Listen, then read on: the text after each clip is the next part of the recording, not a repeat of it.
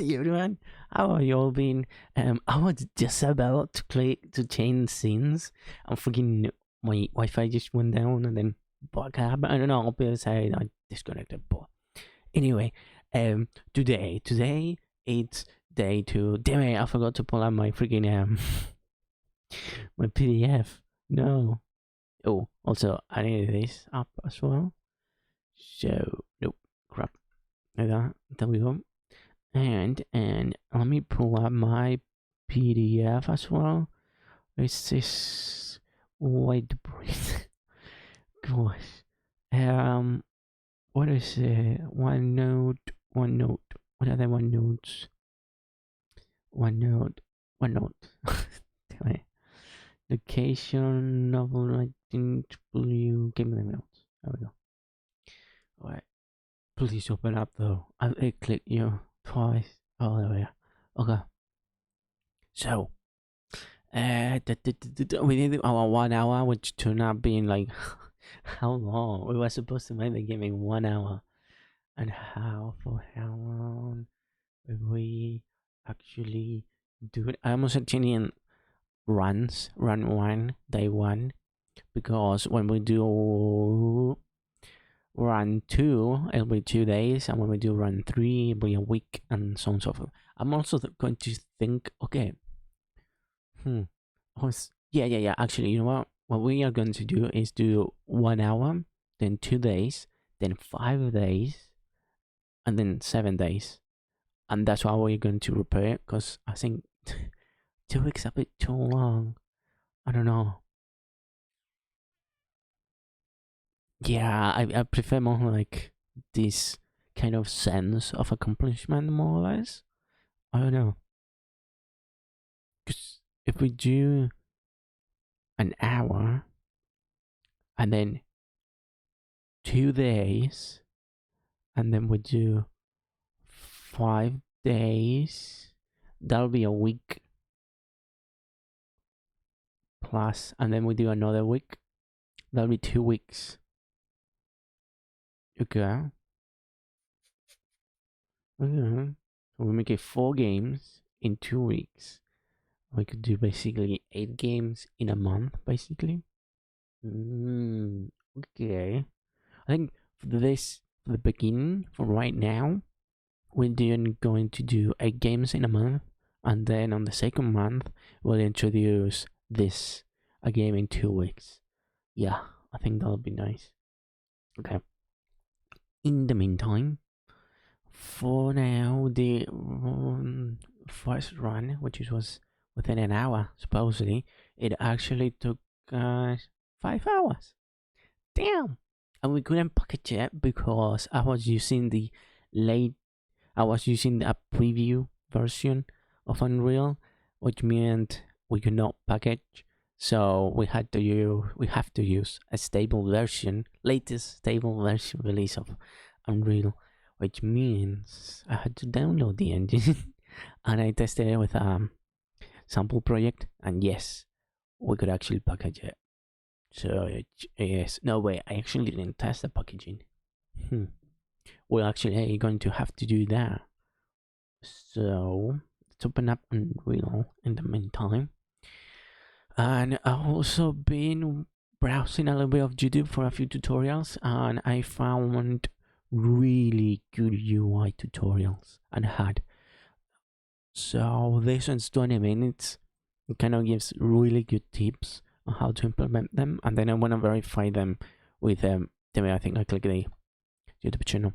I want to verify them with this guy's tutorial, which he goes way more into depth, and he also has like a really good introduction into the UI of the widgets, which we'll have to do. We'll obviously need to like not go that deep into it, because like there's an update for the Epic Games launcher. What the heck, dude? I just wanna. We can postpone it, right?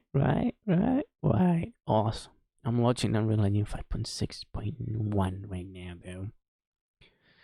In the meantime, in the meantime, right, I wanted to also see so that we don't have to stay, so we don't have to package unnecessary stuff. I wanted to see, to search for a tutorial that takes out certain models of features within Unreal Engine, like night or excessive lighting and rendering of 3D stuff, which we're not going to need in these first stages. And I really wanted to like make the package and the game as light as possible, which is gonna help us reduce in time. And yeah, and as I typed into youtube.com, I got recommended this one, which is freaking awesome. I think this is gonna be a good start. And you know, Cover Code has, it's primarily focusing on damn it, there we go. It's primarily focusing on 2D games in Unreal Engine, more or less, mostly. And so yeah, it's pretty awesome. So I hope the way he reduces the package size, it's more or less aligned with what we are planning to do, you know? So yeah, let's check it out. For a shipping bill. However, there are many ways in which we can reduce the package size, and I spent an entire week running countless tests and made new discoveries you're not gonna find anywhere else. We're gonna start out with the rather obvious ones that most people should already know about, and then get into the more interesting and obscure methods. To demonstrate, I'll make a new blank blueprint project in Unreal Engine 5.3. Okay. By default, it starts up an open world map, but to prevent this from ending up in the package, I just create an empty level, save it, and then set it as the default map in the project settings.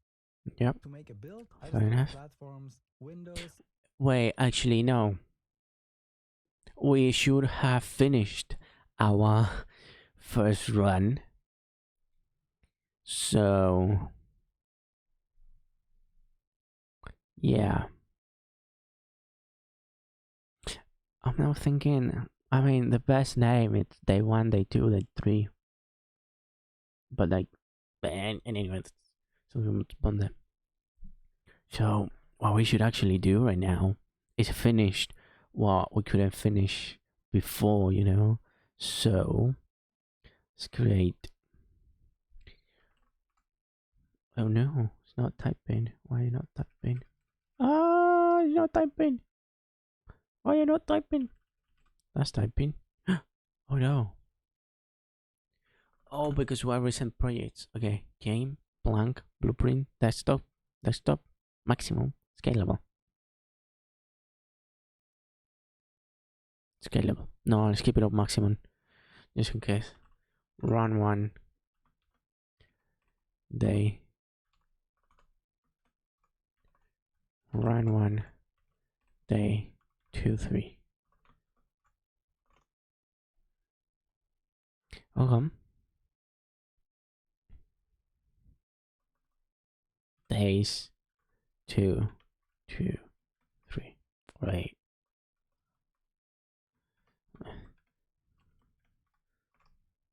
Right. Sure. What else should we do? What else should we do?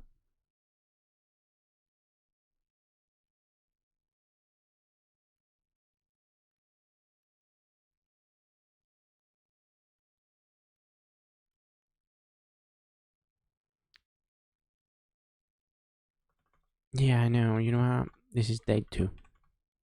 Done. Okay. We're not gonna do the runs actually. Yeah, I'm just let's create it. Great. Alright, let's go. As a blank project, yeah. All good settings. And here we can see the first important setting, blank blueprint project in Unreal Engine 5.3. Yeah, okay, he sticks with maximum. World map, but to prevent this from ending up in the package, I just create an empty level. Yeah, sure, that's fine. And then set it as the default map in the project settings. To make a build, I just go to platforms, windows, and here we can see the first important setting that most people will probably know about. Under binary configuration, we can choose between debug game, development, and shipping. To demonstrate, I leave this as the default setting, which is development, and click on package project. After it's done, we end up with a game that is 692 megabytes large from a completely blank project. What we really want to select here for a finished game is shipping. This will lead to a package size of 321 megabytes and is less than half. When you make a development or debug game build, they come with additional code that enables debugging features which we're not going to need in a finished game. Again, this is something most people should already know about, so 321 megabytes will be our starting point. The next setting, however, is something most people don't know about, and it has a huge impact if you plan to release your game on Steam. In the shipping build I just created, I can go into Engine, Extras, Redist, ENUS, and here I can see an executable for a prerequisite installer that is 48.1 megabytes large. All Unreal Engine games require certain libraries to be installed to be able to run the game, and this prerequisite setup helps with that. So in case you want to distribute your game on itch.io or some other indie sites, this can be very useful and should be included. However, in the case of Steam, they have their own process for installing prerequisites and will ignore this file anyway. In case you want to turn this off, you can go to Edit, Project Settings, and search for Prerequisite. Here you'll want to uncheck Include Prerequisites Installer. When packaging the project, we have a file size of 273 megabytes. This is 48 megabytes smaller than our last build. The next method can also have a huge impact on file size without a lot of work, and it involves plugins. Click on Edit and Plugins to open up the plugins window. On the right side, we can click on Settings and Show Only Enabled. By default, Unreal Engine comes with a lot of plugins enabled that will increase your package size, even though you're not going to use them. Some of these are editor plugins that won't increase your package size, while others are runtime plugins that will have an impact. It's a bit hard to tell these apart, and there are also plugins that are critical for making Unreal Engine work properly, so it's not recommended to just turn everything off. But there are plugins that turn off safely to make our package size about 50 megabytes smaller. The biggest one that is completely useless for games is the Open Image Denoise plugin. This is only used for video production when using a path tracer, and I believe 99.9% of Unreal Engine users will never need this. Back in one of our builds, we can go to Engine, Binaries, Win64, and see this Open Image Denoise DLL file, which is 47.4 megabytes large. We can get rid of this for our next build by simply unchecking the Open Image Denoise plugin. Okay. Awesome. I am really open. Can I really move it? Yes, we can. Okay. So let's do the first thing. Changing level. How do we do that? Damn it, I forgot. How do I create a new level? Content drawer, content, new level, maps, new level. Is that how you do it? No. Right? Window, build. No. Build our levels. No. How do we create a new level? Do we do it from the content drawer, right? Or not? Damn it. Personally, I would just go here, create a folder, maps, and then we'll create a new level, right? Unless it's here. No. Okay. Well, damn, we got a lot of stuff open. This one. Okay. Wait, let me close out the window and give me a second. Yep. Mama said you're meant to burn as bright as a star among the midnight sky. All the pressure blinded me, but now I see I'm no different from the rest. You said I'd fly away, but my walls have kept me down. Now I'm lost and I'm afraid. What about this display? Okay, there we go. Okay. So how do you, why did you create a new level? World map, but to prevent this from Open world map. Where the hell is world map? to the more interesting and obscure methods. To demonstrate, I'll make a new blank blueprint project in Yeah, Unreal 5.3. yeah, I'm done. What? How was that over there? Whoa, whoa, whoa, dude, chill, chill. No!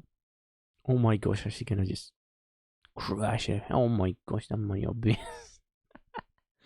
Damn it. Okay, here we go. No, crucial information on that, right? No, I don't think so. Nah, all good. Oh my gosh, what did you do, Unreal? What were you doing?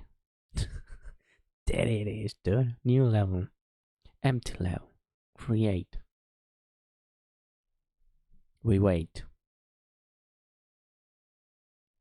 No? Content. Oh no, we have to wait. Okay. Awesome. It's all working fine. It's all working fine. Okay. Now, we need to go to Edit, Project Settings. Oops, pops here. Okay, Project Settings, Maps and Modes, and we need to change it to. Okay, I'm lost now. Just create an empty level, save it, and then set it as the default. Oh, we save it. New map, content, here. New folder? No. New folder. Maps.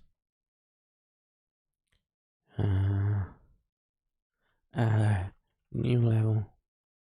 Day 2. Ha.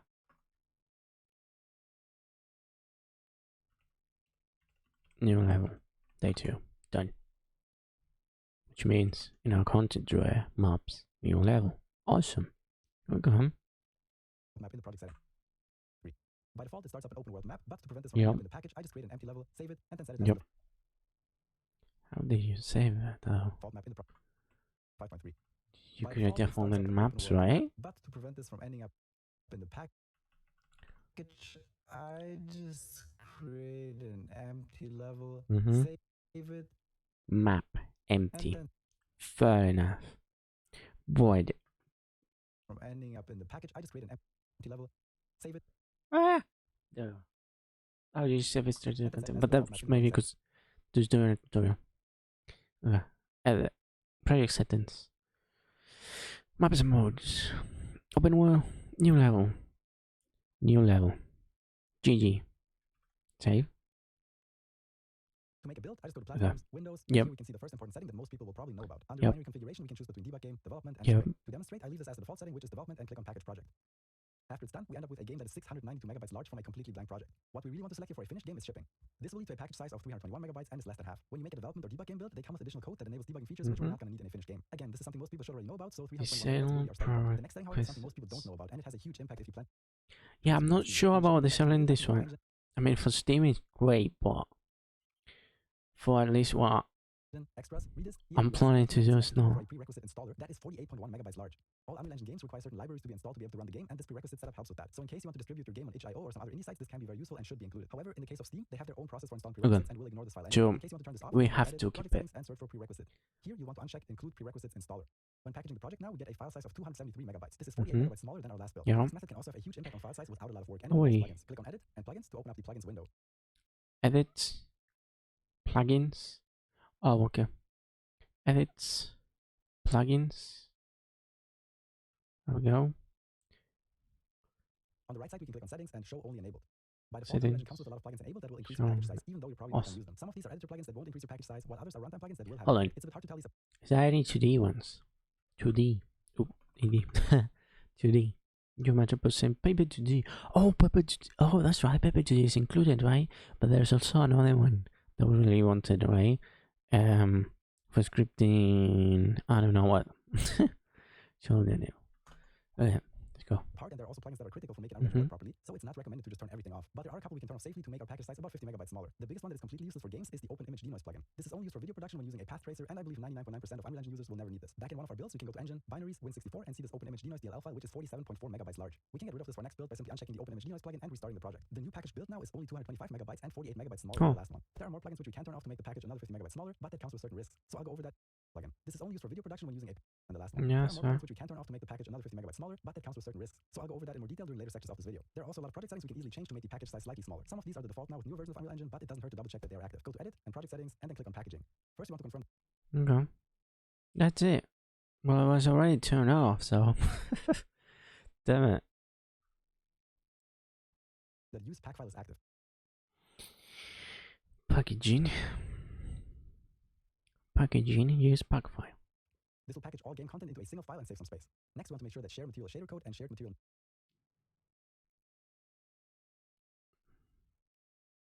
Okay.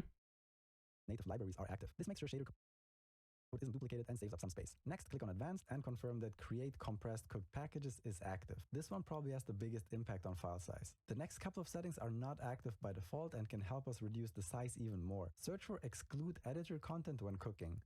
This will make sure that content from the editor folder is not included and saves a few megabytes. This can cause issues with missing content, however you shouldn't use editor content in your game anyway. We can then search for full rebuild. Whenever we make a build of a project, it will cache certain data to make the next build faster. However, if you make many changes, this could possibly lead to bugs and unused data being packaged. When you're just making test builds, deactivating this is fine. However, when making a final shipping build, you should activate this even if it leads to longer build times. The next settings won't have an effect on a completely empty build, but can save you multiple gigabytes if you've been working on your project for a while. By default, Unreal Engine will not only package all maps that exist in your game, but also all assets that are being referenced in any map. When you work with assets from the marketplace, they often come with demo maps that can blow up your package size to multiple gigabytes even though they're not used in your game. In the project settings, we can search for maps and scroll down to the project packaging section. list of maps to include in a package build, we can specify exactly which maps we want to use in our game and only package those. For every map you want to package, you need to click on the plus icon and then search for the map file in your project folder. In my case, I only want the map empty. In addition, we also want to check cook-only maps. Keep in mind that you need to update this list whenever you add new stages, otherwise your game will soft lock if you try to load a stage that isn't packaged in. When we package the project now, it ends up being 222 megabytes large, only 3 megabytes smaller than our last build. This is because most of the settings are active by default now, and our project didn't have any useless maps packed in to begin with. But again, if you have an ongoing project, the impact of this might be much bigger. The next setting can save you around 10 megabytes, but it will also drastically change the way your game is being rendered. In Unreal Engine, we can choose between deferred rendering and forward rendering, with deferred rendering being active by default. Forward rendering will disable a lot of cutting-edge features such as lumen and nanite, so you should only switch to that rendering mode if you really know what you're doing. Forward rendering is generally used for 2D games, mobile games, and VR games to boost performance. In my 2D game, for example, this gave me a performance increase of 7% on my laptop and 33% on the Steam Deck. In case you want to switch to forward rendering, go to Edit, Project Settings, and look for forward shading. Turn it on and restart the engine. When packaging the game now, it is 211 megabytes large, which is 11 megabytes smaller than the last build. All of the methods give me a performance increase of 7% on my laptop and 33% on the Steam Deck. In case you want to switch to forward rendering, go to Edit, Project Settings, and look for Wait, so rendered. In Unreal Engine, we can choose between deferred rendering and forward rendering, with deferred rendering being active by default. Forward rendering will disable a lot of cutting-edge features such as lumen and nanite, so you should only switch to that rendering mode if you really know what you're doing. Forward rendering is generally used for 2D games, mobile games, and VR games to boost performance. In my 2D game, for example, this gave me a performance increase of 7% on my laptop and 33% on the Steam Deck. In case you want to switch to forward rendering, go to Edit, Project Settings, and look for forward shading. forward shading. Oh, that's enable. Oh, but we're gonna turn it on, Turn it right? on and restart the engine. When packaging the game now, it is What? I gotta restart it? In case you want to switch to forward rendering, go to Edit, Project Settings, and look for forward shading. Wait, we should create a template, right? Or should we not? We're here to learn the right? Damn it. Turn it on and restart the engine.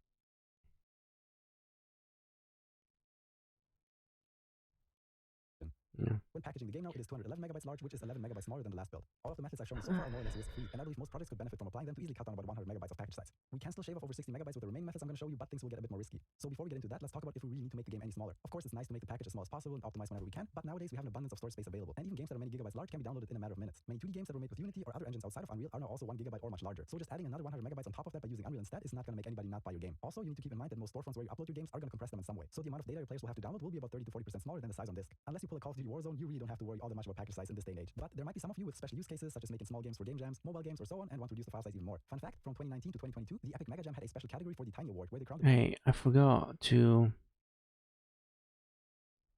There we go.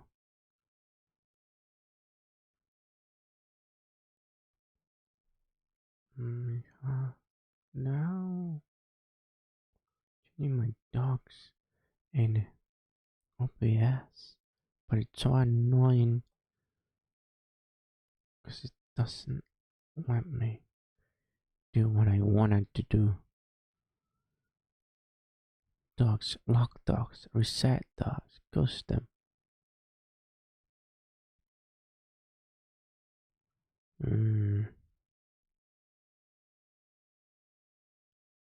Okay.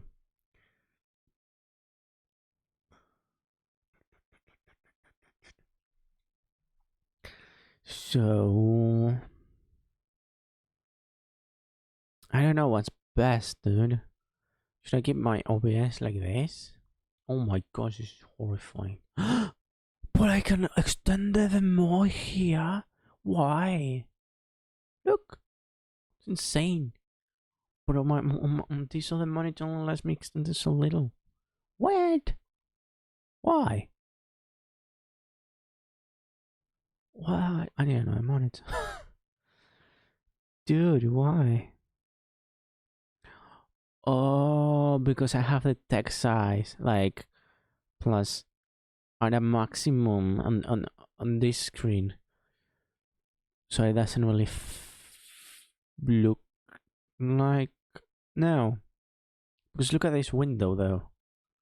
Look at all this space. And I can shrink it so much so that there's nearly none. See? Damn you. Stop shrinking stuff. What happens if I move, for example, the stats into here? Could I like further shrink all of this? It seems like it. Could I just move everything here though? For example, there. This is creating an insane mess though. But like, give me more screen. Yeah, now this is epic. Look at this. Okay. That is the way. Yeah.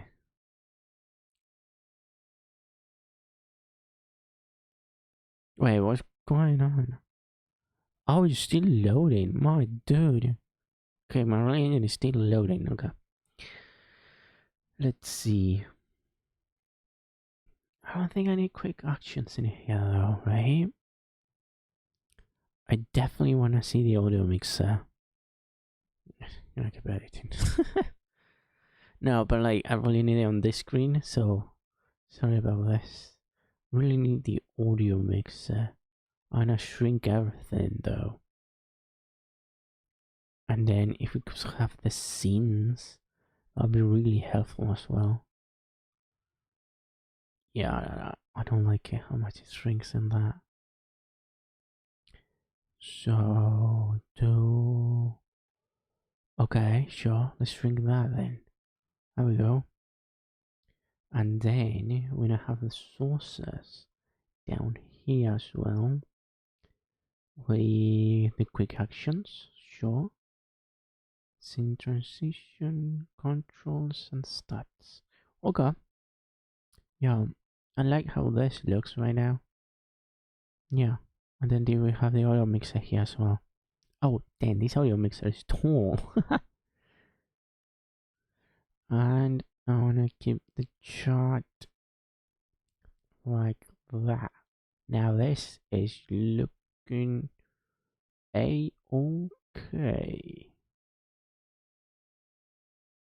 Ha. Okay, awesome. We got our screen working wonderfully. This is working right. Shall bring this bad boy up here like that. Awesome, awesome.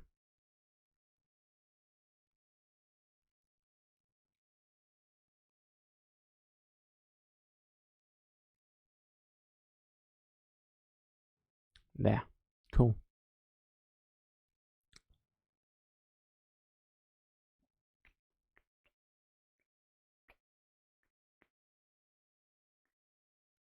Okay, awesome. Now, is Unreal Engine finished? Is that thing going? What? I can move this, right? I think I crushed it. Damn it! Oh gosh. Damn it! I think I crushed it. No. No. Yeah. Doesn't work. Okay.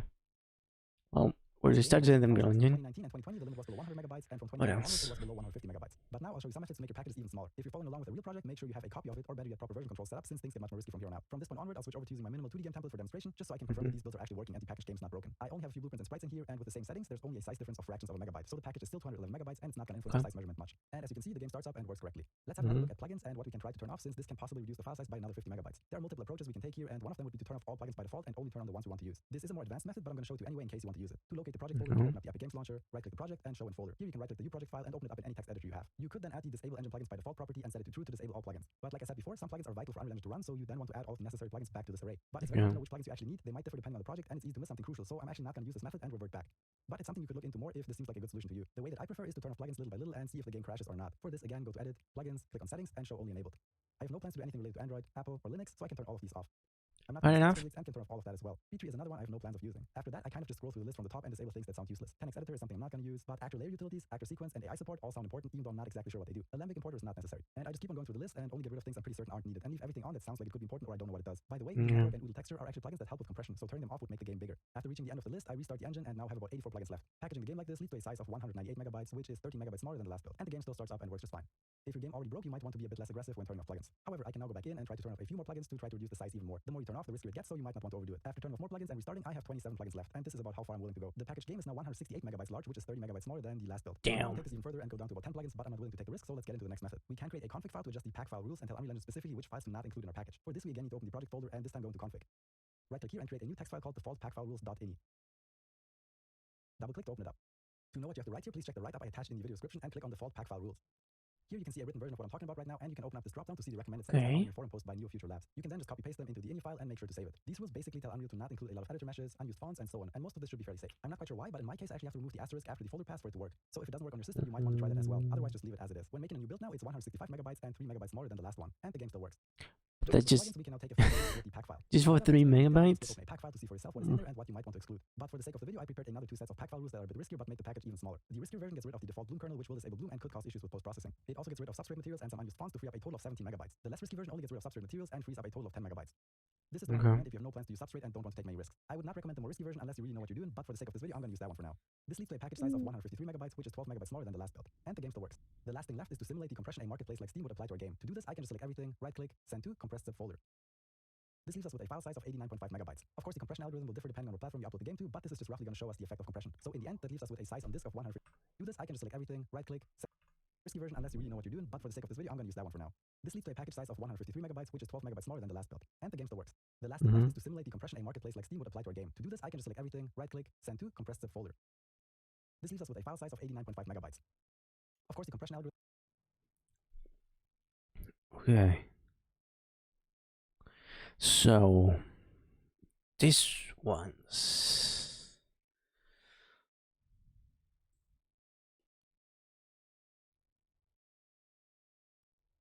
are really important. And then, gosh, by doing all of this though, save out a few more megabytes. 153 megabytes versus 200 megabytes. Is there much of a difference on that? Oh. I can download easily 1 megabyte a second. So 22 seconds, 150, like 2 or 3 minutes. It's a full freaking minute, isn't it? Oh damn. Yeah. Will differ depending on what platform you upload the game to, but this is just roughly going to show us the effect of compression. So in the end, that leaves us with a size on disk of 153 megabytes and a download size of roughly 89 megabytes, which is a lot better than what we started with. There is actually one more way to make the package size a lot smaller, and that is using an older version of Unreal Engine. Unreal Engine keeps on getting new features, and this also makes the minimum file size grow. Okay. Going from 5.2 to 5.3 made my builds about 10% larger. In 4.24, for example, a build with default settings was 151 Whoa. There is actually one more way to make the package size a lot smaller, and that is using an older version of Unreal Engine. Unreal Engine keeps on getting new features, and this also makes the minimum file size grow. Simply going from 5.2 to 5.3 made my builds about 10% larger. In 4.24, for example. 4.24. Wait, Unreal Engine version 4.24. We have 5.7. Oh damn. Oh, it's just the sheer size of it. Oh no, wait, it's an increase. Right? A build with default settings was 151 megabytes large compared to the 321 megabytes we have now. But by going back... Oh wait, oh, that's the optimization that I was able to do. Okay. % larger. In 4.24, for example, a build with default settings was 151 megabytes large compared to the 321 megabytes we have now. But by going back to older versions, larger. In 4.24, for example, a build with default settings was 151 megabytes large compared to the 321 megabytes we have now. But by going back to older versions, I am larger. In 4.24, distracted. a build with default settings was 100. What? About 10% larger. In 4.24, for example, a build with default settings was 151 megabytes large compared to the 321 megabytes we have now. But by going back to older versions, you'll miss out on a lot of features and quality of life updates, so I'd only recommend it for special purposes. But again, I don't think we need to worry about file size too much in this day and age, and a lot of these methods are a bit risky. So I would mostly recommend to just stick with the basic ones introduced at the beginning of the video, unless you have a very special use case. Huge thanks to Neo Future Labs and Darkness FX for information on the pack file rules. Thanks to Rocky Mullet for showing me this is even possible. And big thanks to the how to create modular, any other we can manage a file package. Okay, because the other alternative is going within the Unreal Engine code and optimizing it for your own purpose, which means that would mean to mess with the Unreal Engine code, right? However, what I was thinking of doing was freaking disabling certain aspects which are connected with other things, which is most likely gonna break the engine itself. Okay, fair enough. Okay.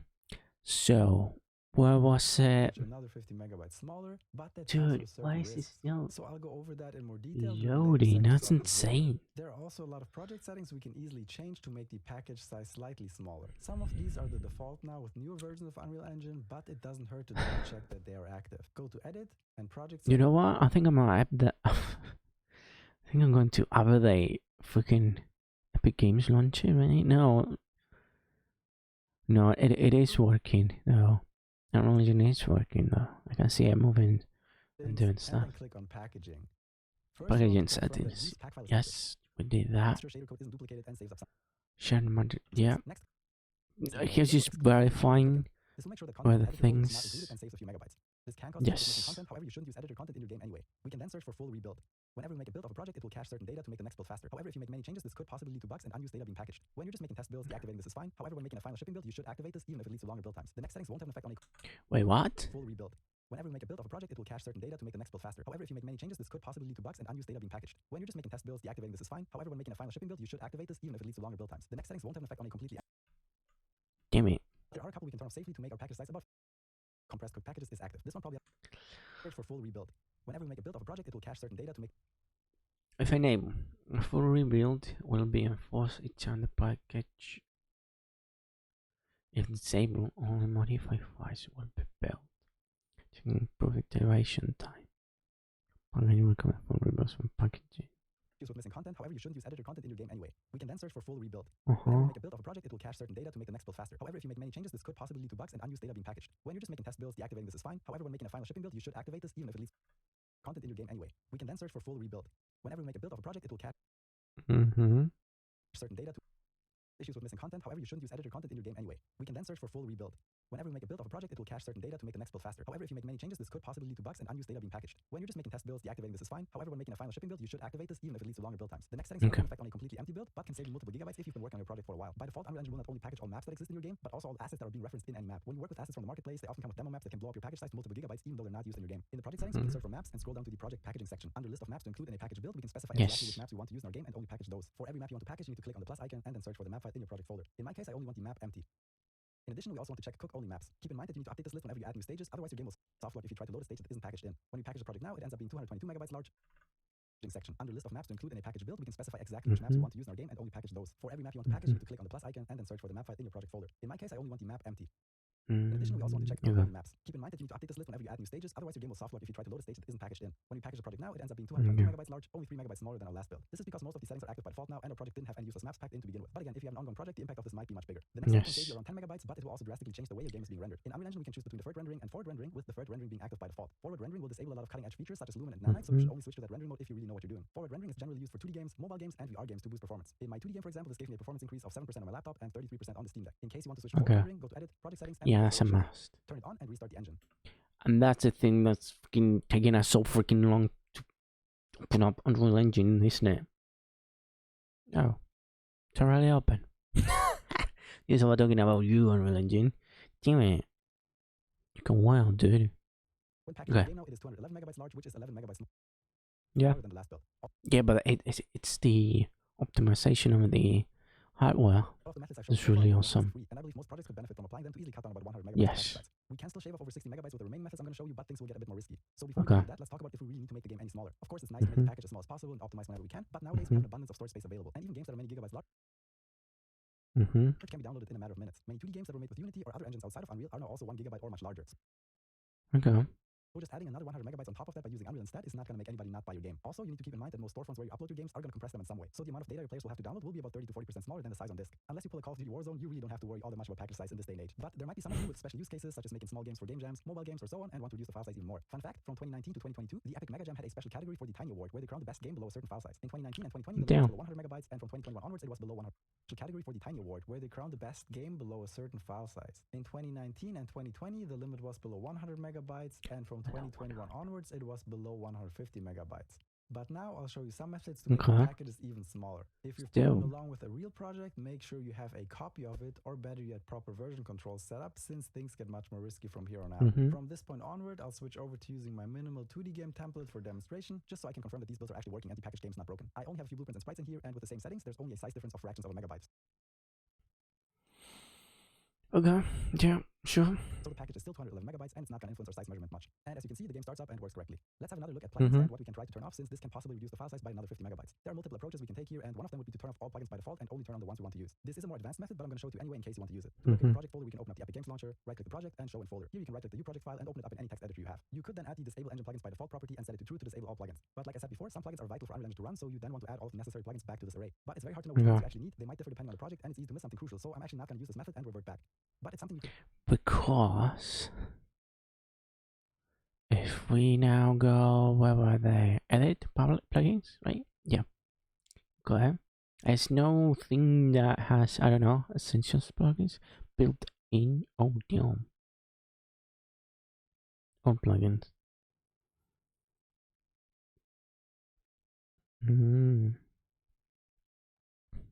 Okay, but there are categories. Yes, there are categories. Okay, so if we say only enable with this, like, change a bit how the building looks, seems like, oh yes, yes it does. Okay, so wait, right now we have 200 plugins enabled. What?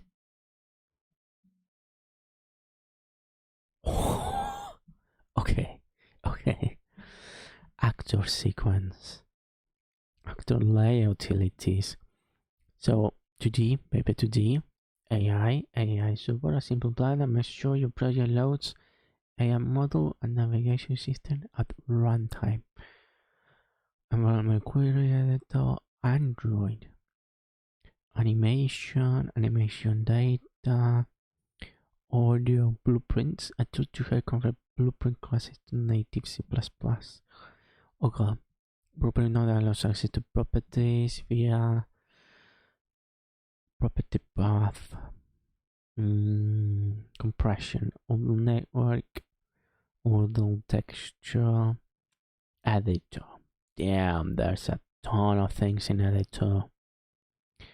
Gameplay tags, editor, geometry mod, proxy LOD plugin, variant manager content. Oh, wait, experimental. If gameplay, a control character, tune for data applications, character AI, utility code. If I disable all these plugins, it's only going to affect this project, right? Oh, but I can't really select all of them, which is why this Cora code is showing it how to do it. There are multiple approaches we can take. Folder, we can open up the Epic Games Launcher, right-click the project, and show in folder. Here you can right-click the new project file and open it up in the text editor you have. You could then add the disable engine. Yeah, and that's how you disable all of them. Okay, because otherwise over here I'll have to go one by one, right? Yeah, and they sure look like they are a necessity. At least a few of these, right? Crypto keys, for plugin. Like, for example, this one, it can be disabled, right? Yeah, I prefer it, maybe. Engine asset definitions, crypto keys, command link server, asset tags, UV asset edit of modifying the UEV of a mesh. Whew. Performance. Oh, but there are a few of these that we actually need. Because if we disable them, it's going to make the package size bigger. Huh. Okay. Okay. So, I think we are going to open the content drawer docking layout. Beautiful. We like have this at the very bottom though. No, it seems we can't. Cause I really want. No. Damn it.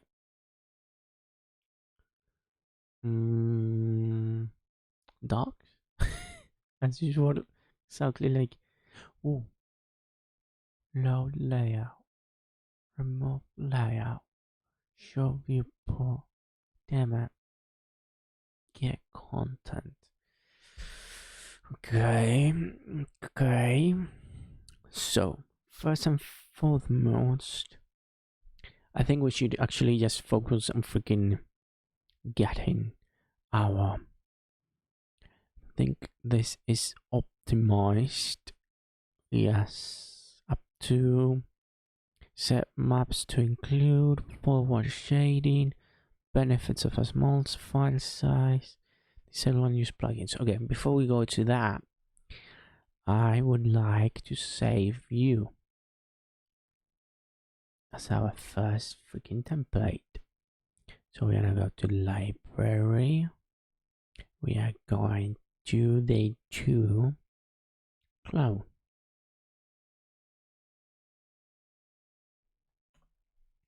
Day 2. Template. Version 1. Okay. Create, right? Create.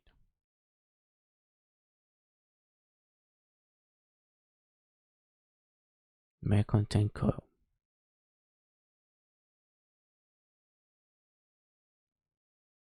What? Rename. Don't create. So just copy paste. No, okay. Clone. Template. Version 1. No, we shouldn't have templates though. Well, for this case, we kind of do though. Create. Create. Day 2 may contain code. Will remain the project for you, but you might need to do extract for compiling. Oh, okay. Fair enough. Okay, cool. So, okay. We are going to edit you then. So, we're gonna open new app, right? No, we're gonna clone you. Again. Yes. What do we bring though? Should we do version 1 1.01, no point, damn you, comma, no comma, damn you, 01, I guess. Done. Let go. Continue. Okay. So we'll use you. Yes, we'll use you. Okay. So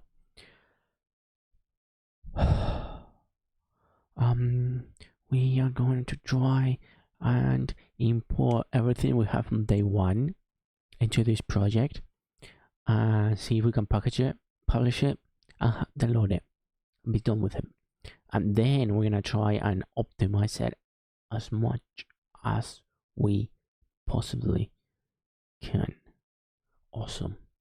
We're in. Let's go here then. So, we'll open the folder. What would Unreal Engine be actually? I don't know if the Epic Launcher is crash or the head. Oh gosh. I wanna change. No.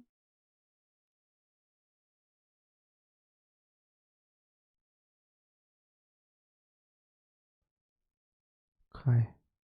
There we go. Alright. let's go. So, folder. Can we open your folder? Where is this project currently at? Can we do that? Recent new open project. Open and download to choose game project to open. No. Import, choose files to save, set current level, open as someone as speaker. Nope. I am hungry right now. No.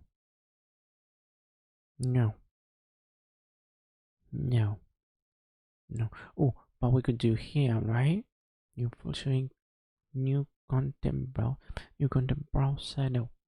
Showing Explorer. Yes. Also. Okay. Maps content. Day 2. Version 1.1. We're gonna try and go to day 1. Here we have the build the content, other content, and here we have all the content. Awesome. In this case, we are going to bring all of this except maps into here. Could we do that? Ooh. Wow.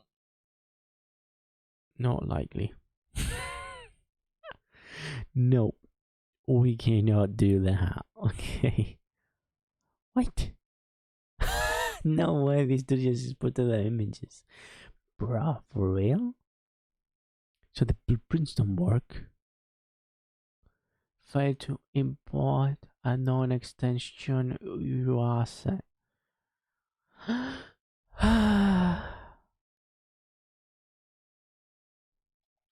Okay. Okay. Okay. Well, we're gonna have to create everything from scratch, I guess. Okay. That's fine. It's fine.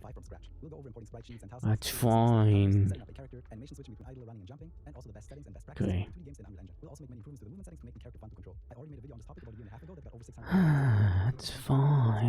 So this will be the definitive Unreal 2D video for beginners for 2024 and onward. For this tutorial, I'll use Unreal 5.3, which is the current version. But if you watch this video at a later time, you should also be able to use any version newer than 5.3 as well. In the project browser, click on Games, and here we have a bunch of different templates. Sadly, there is no 2D template with Unreal 5, and the ones you see here are custom templates I made by myself. If you're interested in these, there's a link in the description where you can get the basic template for free and the 2 advanced templates as a patron. But for this tutorial, I want to show you how to make a 2D game from scratch, so let's use the blank template and leave all of the settings on the right as they are by default. We want this to be a blueprint project for desktop with the maximum quality preset and no Awesome. and also no starter content. Then give the project a name and click on Create.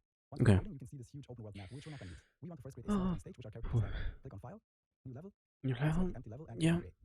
Awesome. We don't have Done. any lighting or sky sphere, so this is perfect for making 2D stages. To make sure this Yep. stage doesn't disappear, we'll have to save it. Click on File, Save Level As. In the content folder, create a new folder called Maps. Change the name of the map to Applied. The asset pack we're going to use for this video is Legacy Fantasy by Arno Colisar, Yep, which is completely we have free that. under a CC0 license. Since Oh, the asset pack is huge and damn. has many things we're not going to use, I prepared everything for easy usage with Unreal Engine and made a repack of the files. Please download this from the link in the description to follow along. This link will lead you to a Patreon post where the files are hosted, but everybody can download these even if they're not a member, so don't worry. Just click on it to download the zip file. After that, you have to right-click the archive and download the Okay. files. Here we have the character folder, which has the spreadsheet, Decentralized Depsity. and Oh the right wait, folder, which has a I free am asset, Applied. The asset pack getting we're this. using for this video is Legacy Fantasy by Arno Colisar, which is completely free and What is distributed going under a on CC0 right license. now? Since the asset pack is huge and has many things we're not going to use, I prepared everything for easy usage with Unreal Engine and made a repack of the Okay. files. Please download this from the link in the description to follow along. This link will lead you to a Patreon post where the files are hosted, but everybody can download these even if they're not a member. So Yes, we got that downloaded though. right-click the archive and unzip the file. Let's do. Here we have the character folder, which has the sprite sheet, Yeah. and the environment folder, which has a few tile sets. Yeah. Unreal Engine, let's prepare a folder for this. Open up the content drawer and right-click, create a new folder called Paper Assets. Okay. You can now And you select both the folder. character and environment folder and drag them into our Unreal Engine window. This should work out for most of you, but a few people might have some trouble with this and are unable to drop the files into Unreal Engine. In that case, you can try using the import button on the top left of the content drawer, which usually works around that issue. Now that we have all of our textures in Unreal Engine, let's have a look at the environmental assets. If you double-click the T_tiles main texture and zoom in, you can tell that something is off and it looks very blurry. This is because the default settings for textures introduce texture filtering and other settings that don't work well with PixArt. Mm-hmm. To work around that though, we only have to right-click the texture, go to Sprite Actions, and apply Paper 2D texture settings. This Could we will do take that us to just PixArt and you can for click all on of these. them? Select all of the other environmental textures as well by holding Shift and clicking all of them, and apply Yeah. the Paper 2D texture settings to them as well. To use these textures with Awesome. we first need to convert them to tile sets. Let's start with the one on the right, which is T_tiles main, and right-click it. Go to Sprite Actions and create tile set. Double-click the newly created tile set to open it up. Here in the tileset editor, there are only a couple of things we have to do before we can use these tiles in the game. The first thing we need to figure out is the tile size. We can see here on the right side that it's set to 32 by 32 by default. However, if we click around on the left side, you can see that the size of the square doesn't really match the tiles themselves. Sometimes Right. the square will mention the tile size, but other times you just have to use some trial and error to figure it out by yourself. For this asset, I know that the correct size is 16 by 16, so we can just type that in. Now that we have the correct tile size, the only thing left to do here is assigning the collision to the tiles that need it. Let's start from the top left. In the case of this asset, we actually don't want to assign collision to the topmost grass layer, because we want the character to nicely stand on top of the grass and not float above it. So let's assign collision starting from the second row. We can simply click on add box to add a box collision here. On the right side, we could also make some adjustments, but the default is fine here. Let's click on the next tile and also add a box here. The problem we have now is that it's quite hard for us to tell what we've already assigned collision to and what we still have left to do. Yeah. We can click on colliding tiles on the top left to show what already has collision. Okay. And now let's just continue adding box collisions to this one Boop, platform. boop, boop, boop, boop. But we only need to add it to the top though, right? With that, we can have a look at all of the other things in the tile set. Some of these are just background elements that don't need collision, so we can just ignore them. Other things like this platform would also need collision, but we're not going to use it for this tutorial, so we're just going to ignore it. We're only going to use this grass platform we already created, Yep, and I also want to sure. use the bridge. So for the bridge, let's also Yes, use add this it box to the collision top to though. Should work, right? And that's it for Let's the hope possibility. so. The other three textures are only for decoration and don't need collision. However, we also have to convert them to a tile set in order to use them for a tile map. Select all three of them by holding shift, right click one of them, go to sprite actions, and create tile set. For these, we don't have to do anything else. Now let's create a tile map which allows us to use these tile sets we created as a brush to draw a stage. Look for the t_tiles_main_tile set, right click it, and click on create tile map. I'll just call it tm_stage. Double click to open it Whoa, up. whoa, whoa. For these, we don't have to do anything else. Okay. Now let's create a tile map which allows us to use these tile sets we created as a brush to draw a stage. Look for the t_tiles_main_tile set, right click it, and click on create tile map. I'll just call it tm_stage. Double click to open it up. One thing I have to tell you about this tile map editor is that it's actually quite prone to crashing, and the crash mostly happens if you try to close the tile map window. So if possible, just try to always keep this window open and make sure to save frequently. With that out of the way, let's start making a very simple stage which our character can stand on. Here in the middle, you can see our tile map area in which we can draw. However, right now it's very small. On the right side, I want to set the map width to 50, and also set the map height to 50 to give us some room to work with. Now on the left side, we can just select the entire platform which we apply collision to use it as a brush. And then I want to place it somewhere near the bottom of the tile map, but not all the way at the bottom. Okay. Then I just want to place the bridge here. And place another platform next to it. Okay. Now I overwrote a small part of the bridge, so I'm just going to get the brush again and go okay. over this again.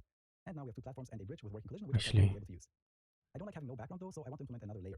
On the top right, you can see a list of the tile layers, and we're currently on layer 1. Right click this and rename it to gameplay to make it very easy to understand what this is used for. Click on the plus icon to add a new Okay. layer. And Wait. the background. How could we select though? Translate mode, right? Nope. Oh no.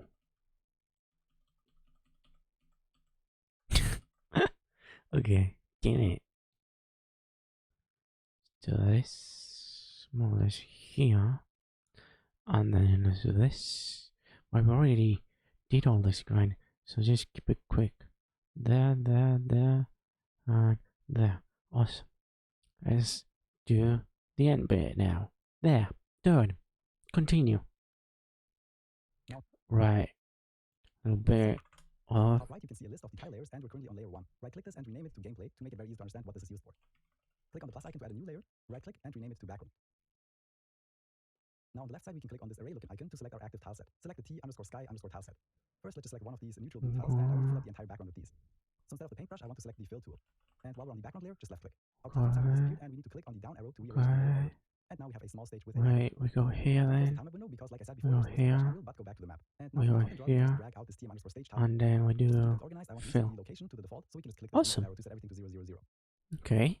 One cool thing we can do to visualize the collision is to click on show, rearrange the layer order. And now we have a small stage with a background. Mm-hmm. Don't close the time map window because, like I said before, there's a risk of crashing Unreal, but go back to the map. And now from the content drawer, we can just drag out this t_stage tile map. Just to keep things organized, I want to reset the location to the default, so we can just click this reset arrow to set everything to 0, 0, 0. Mm-hmm. One cool thing we can Wait, do to visualize whoa, where's my... Oh, here. Okay. There we go. Location. Oh, can we just reset it? Awesome. Okay. Let's do a little bit of movement here. Like this. And this. And this. Oh, we're getting the jits in the... collision is to click on show, Oh, collision. we know how to Now you should be move able in to see the... these boxes Oh, on that's the screen, awesome. and this can be very helpful for debugging. View, One right? more thing about the tile maps and tile sets, it might Wait. What is that? Tools, window, build, select, edit. No, I don't know what it is. reset arrow to set everything to 0, 0, 0. Yep. One cool thing we can do to visualize the collision is to click on show, Oh. collision. Now you should be What? Where would that be? Here, right? Show? Collision. Awesome. able to see these collision boxes where we set them up, and this can be very Yep. helpful for debugging. One more thing about the tile maps and tile sets. It might not be apparent right now and might not seem for Oh. everybody, but in some cases we get some really nasty gaps and tile tearing that we need to take care of. There is a very easy solution, and I advise you to do it either way, even if you don't have any issues right now. Okay. In the content drawer for all of our tile sets, we want to condition the tile sheet texture. This will add some padding which prevents the tile tearing issue. Let's do it for t_tiles_main_tile Collision. set first. Just keep the name and press enter. Wait, what? This will add some padding which prevents the tile tearing issue. Let's do it for the t_tiles_main_tile set first. Just keep the name and press enter. And you might see some visual artifacts in the map for a second, and that just shows you that the changes have been applied. Now also do this for the other three tile sets one by one.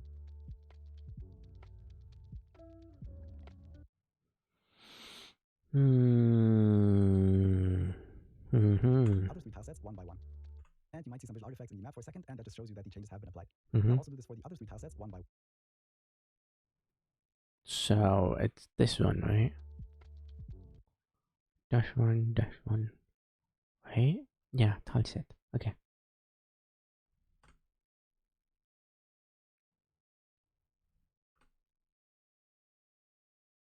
Oh, right. This one is gonna. Never mind. That one was supposed to take a while though, but it didn't. Okay. Here's Chris. In the content drawer, go through paper assets and character. At this point, this is still just a texture of a sprite sheet. However, to use this in the game, we need to extract these separate sprites from it and also create flipbook animations. First, we want to apply paper 2D settings again to make sure this pixel art isn't blurry but appears crisp. Okay. Oh, then just. Texture, sprite actions, and extract sprites. You can navigate this area on the left by holding right click and dragging around, and you can also zoom in with the mouse wheel.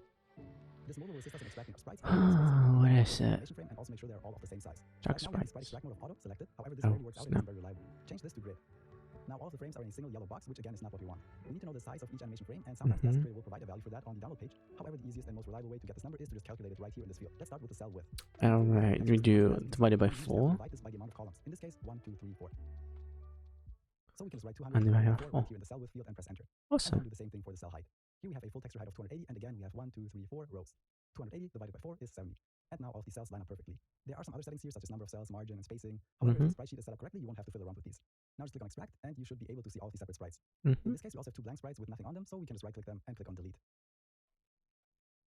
If you double click a sprite, you can have a look at all of the different properties. Most of these settings you don't have to worry about. The default material is important, however, if you use a sprite with flipbook animation like we will for this character, the material settings on the flipbook will actually have priority and ignore what is being set here on the sprite. The pivot mode will allow you to set the pivot point on the sprite to a specific location and can be useful. However, in this case, we won't need it. But the most important setting by far is the pixels per unit. In simple terms, this will allow you to scale the sprite in relation to Unreal Engine units. Since we already changed this in the project settings before creating the sprite, you can see How that should we do? Oh my now let's gosh. create a flipbook for each of our different animations. A flipbook animation is basically just a collection of sprites that play one after another to create the illusion of movement. We can easily create one by selecting all of the sprites we want included. Click on the first sprite, hold shift, and select the first 4 sprites for the idle animation. Right click one of them and click on create flipbook. Let's call this FB_player_idle. Wow. Create flip book. Okay. Flip book.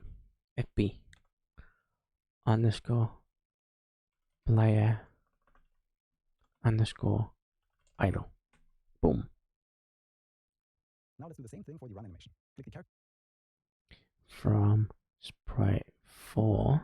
underscore sprite underscore 4, hold shift, and then click on character underscore sprite underscore 11. Sprite 11. Create flip book. Flip book. Player run. Awesome. Right click one of them and create flipbook. Call this FB_player_run. The last 2 sprites you can see here actually don't belong together. Character sprite 12 is what we want to show when we jump and descend, and character sprite 13 is the frame we want to show when we are falling. Even though these are just single sprites, we still want to create flipbooks for them for ease of use. Click the character sprite 12 alone, right click and No. and then just do the same thing for the remaining flipbooks with the Right, we create sprites. New folder. ID create a new content. ID.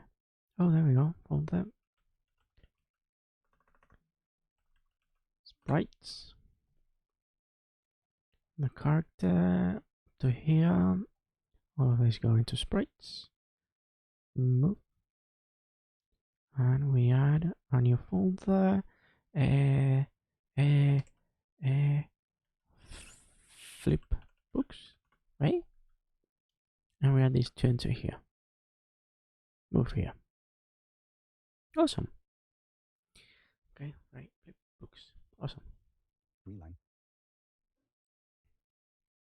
Yeah. We can now close the window for Cool. sprites, but keep the tile map open to prevent editor crashes. Awesome, we Yep. now get all of the art assets we need for our character. So let's start working on the character blueprint. In the content folder, right click and create a new folder called blueprints. Open it up. Oh boy. And create a new blueprint class. Out of the common ones, the character parent class is the closest thing to what we want. However, there actually also is a parent class specifically for paper 2D characters under all classes. Here we can just search for paper, and you'll be able to see the paper character. Mark Yeah. it and click on select. Let's call this BP_player and open it up. Wait, what? Where? In the viewport, you can see that we have a Whoa, whoa, recent whoa, setup since whoa, we whoa, have- whoa, whoa, whoa, whoa. We can just search for paper, and you'll be able to see the paper character. Oh, paper Right click character. and click on select. Let's call this BP_player and open it up. BP In the viewport, you underscore. can see that we have very basic things set up since we inherited from the paper character.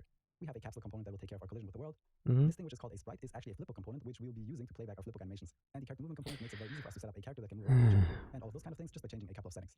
Let's take care of the sprite first. Click the sprite component. Element. On the right side for the source flipbook, we now want to select the FB_player_idle. Now, since we already set up our pixel per unit settings in the beginning, the sprite is already a pretty good size and almost fits the capsule perfectly. Awesome. We can now go to the capsule. No way, we didn't do this. Oh, bollocks. Oh, we didn't do the initial settings. No. Project browser, click on games, and here we have a bunch of different templates. Sadly, there is no 2D template with Unreal Engine 5, and the ones you see here are.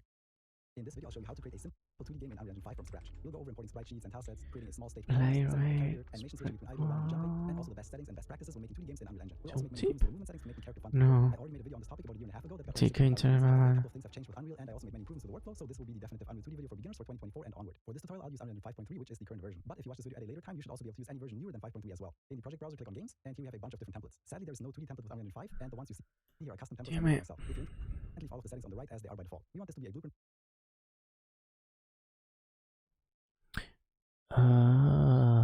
Okay. Now I understand what this is. Dude, I thought there were two people chatting right here.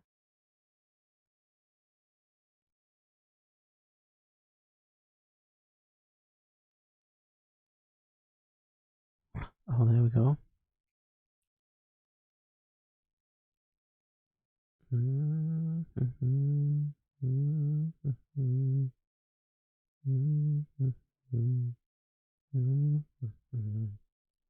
Oh, awesome. Project for desktop with the maximum quality preset and no ray tracing, and also no starter content. Then give the project a name and click on create. Once it's done loading, you can see this huge open world map, which we're not going to use. We want to first create a small 2D stage which our character can stand on. Click on file, new level. Doesn't disappear, we'll have to save. Modes. For the edit, that's the default map. Go to edit, project settings. On the left side, click on maps and modes. For the editor startup map, we now want to select this map_2D. And also for the game default map, we want to select map_2D. This just makes sure that this is the first map which is loaded when we open up Unreal Engine or make a build of the game. And on the left side, click on maps and modes. For the editor startup map, we now want to select this map_2D. And also for the game default map, we want to select map_2D. This just makes sure that this is the first map which is loaded when we open up Unreal Engine or make a build of the game. One more important setting I want to change right now before we import assets is the pixels per unit setting. By default, this is 1.0, which means that 1 pixel for a sprite is 1 Unreal Engine unit, which is 1. Thing I want to change right now before we import assets.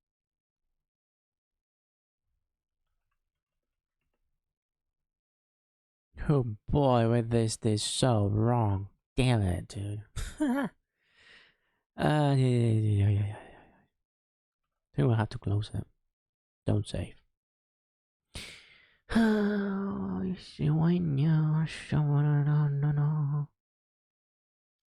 Library.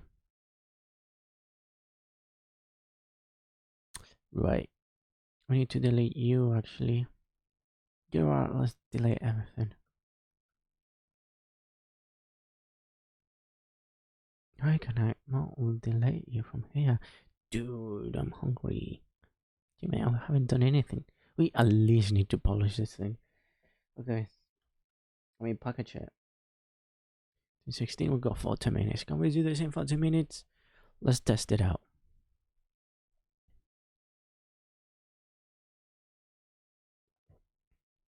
So, first and foremost, can we delete you and you and you? No, only from the folder. Show it to me. Wait, oh, we just need to optimize it. Fudge bucket. Okay, let's do it. Unreal projects. All of you, gone. Boom, done. Can we reload? Boom, reloading. Okay, create a new one. Games, blank. Blueprint, desktop, C++. Day 2. No, day 2. This is day 2, right? Yeah. Okay. Let us begin by what though?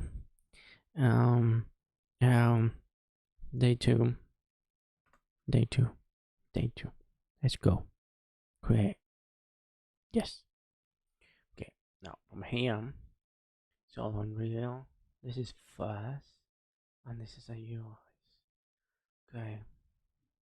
The package at the end. do this from the beginning. Unreal Go. games can be really big if you don't know the right methods. To demonstrate, I'll make a new blank blueprint project in Unreal Engine 5.3. By default, it starts up an open world map, but to prevent this from ending up in the package, I just create an empty level, save it, and then set it as the default map in the project settings. To make a build, I just go to Platforms, Windows, and here we can see the first important setting that most people will probably know about. Under binary configuration, we can choose between debug game, development, and shipping. To demonstrate, I leave this as the default setting, which is development, and click on Package Project. After it's done, we end up with a game that is 692 megabytes large from a completely blank project. What we really want to select here for a finished game is shipping. This will lead to a package size of 321 megabytes and is less than half. When you make a development or debug game build, they come with additional code that enables debugging features which we're not going to need in a finished game. Again, this is something most people should already know. Okay. Okay. Okay. But first, new level, empty level, create.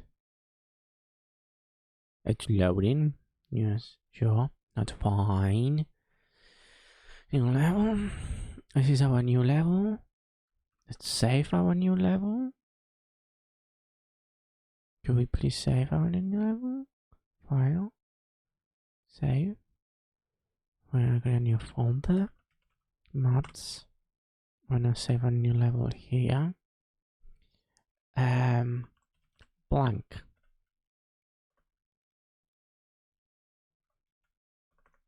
Map. No. Level. They're called level, right? Map. Blank.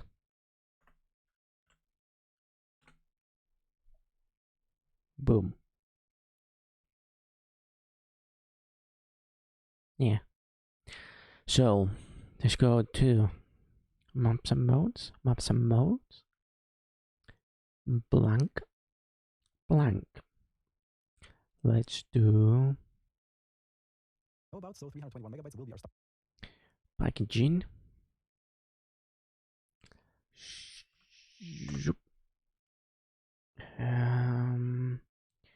My gosh. Here. Shipping. Awesome. The next setting, however, is something most people don't know about and has a huge impact if you plan to release your game on Steam. In the shipping build I just created, I can go into Engine, Extras, Redist, EN, Yeah. game, and this prerequisite setup helps with. We do need that. When packaging the project now, we get a file size of 273 megabytes and search for prerequisite. Then our last build. The next method can also have a huge impact on file size without a lot of work, and it involves plugins. Click on Edit and Plugins to open up the plugins window. On the right side, we can click on Settings and Show Only Enabled. By default, Unreal Engine comes with a lot of plugins enabled that will increase your package size, even though you're probably not going to use them. Some of these are editor plugins that won't increase your package size, while others are runtime plugins that will have an impact. It's a bit hard to tell these apart, and there are also plugins that are critical for making Unreal Engine work properly, so it's not recommended to just turn everything off. But oh, but that one, open images already off. Is the Open Image Denoise plugin. This is only used for video production when using a path tracer, and I believe 99.9% of Unreal Engine users will never turn the last one. There are more plugins which we can turn off to make the package another 50 megabytes smaller, but that comes with certain risks. So I'll go over that in more detail during later sections of this video. There are also a lot of project settings we can easily change to make the package size slightly smaller. Some of these are the default now with newer versions of Unreal Engine, but it doesn't hurt to double check that they are active. Go to Edit and Project Settings, and then click on Packaging. First, you want to confirm that Use Pack file is active. This will package all game content into a single file and save some space. Next, we want to make sure that Share Material package size slightly smaller. Some of these are the default now with newer versions of Unreal Engine, but it doesn't hurt to double check that they are active. Go to Edit and Project Settings, and then click on Packaging. First, you want to confirm that Use Pack file is active. This will package all game content into a single file and save some space. Next, we want to make sure that Share Material Shader Code and Shared Material Native Libraries are active. This makes sure shader code isn't duplicated and saves some space. Next, click on Advanced and confirm that Create Compressed Code Packages is active. This one probably has the biggest impact on file size. The next couple of settings are not active by default and can help us reduce the size even more. Search for Exclude Editor Content when cooking. This will make sure that content from the editor folder is not included and saves a few megabytes. This can cause issues with missing content, however, you shouldn't use editor content in your game anyway. We can then search for Full Rebuild. Whenever we make a build of a project, it will cache certain data to make the next build faster. However, if you make many changes, this could possibly lead to bugs and unused data being packaged. When you're just making test builds, deactivating this is fine. However, when making a final shipping build, you should activate this even if it leads to longer build times. The next settings won't have an effect on a completely empty build, but can save you multiple gigabytes if you've been working on your project for a while. By default, Unreal Engine will not only package all maps that exist in your game, but also all assets that are being referenced in any map. When you work with assets in the marketplace, they often come with demo maps that can blow up your package size to multiple gigabytes, even though and that's from search for maps and scroll down to the project packaging section. For the list of maps to include in a package build, we can specify exactly which maps we want to use in our game and only package those. For every map you want to package, you need to click on the plus icon and then search for the map file in your project folder. In my case, I only want the map list of maps including packaged. Book only maps. Keep in mind that you need to Okay, and here we choose what maps we want to include. Awesome. Okay. whenever you add new stages, otherwise your game will soft lock if you try to load a stage that isn't packaged in. When you package the project now, it ends up being 222 megabytes large, only 3 megabytes smaller than this setting. Oh, damn you. Most of these settings are active by default now, and our project didn't have any useless maps packed in to begin with. But again, if you have an ongoing project, the impact of this might be much bigger. The next setting can save you around 10 megabytes, but it will also drastically change the way your game is being rendered. In Unreal Engine, we can choose between deferred rendering and forward rendering, with deferred rendering being active by default. Forward rendering will disable a lot of cutting-edge features such as Lumen and Nanite, so you should only switch to that rendering mode if you really know what you're doing. Forward rendering is generally used for 2D games and VR games to boost performance. In my 2D game, for example, this gave me a performance increase of 7% on my laptop and 33% on the Steam Deck. In case you want to switch to forward rendering, go to Edit, Project Settings, and look for Forward Shading. What? I was searching for you. I guess I just typed that wrong. Oh, it's oh, but it is enabled. Also, okay, On and cool. restart the engine. When packaging the game now, Wait, in when case did you you want to switch take to it? rendering, go to Edit, Project Settings, and look for forward shading. Turn it on and restart the engine. Forward shading. Forward render. Do it. Forward shading. No. When packaging the game now, it is 211 megabytes large, which is 11 megabytes smaller than the last Mhm. All of the methods I've shown you so far are more or less Mhm. risk-free, and I believe most projects could benefit from applying them to easily cut Mhm. down about 100 megabytes of package size. We can still shave off over 60 megabytes with the remaining methods I'm going to show you, but things will get a bit more risky. So before we get into that, let's talk about Okay. Awesome.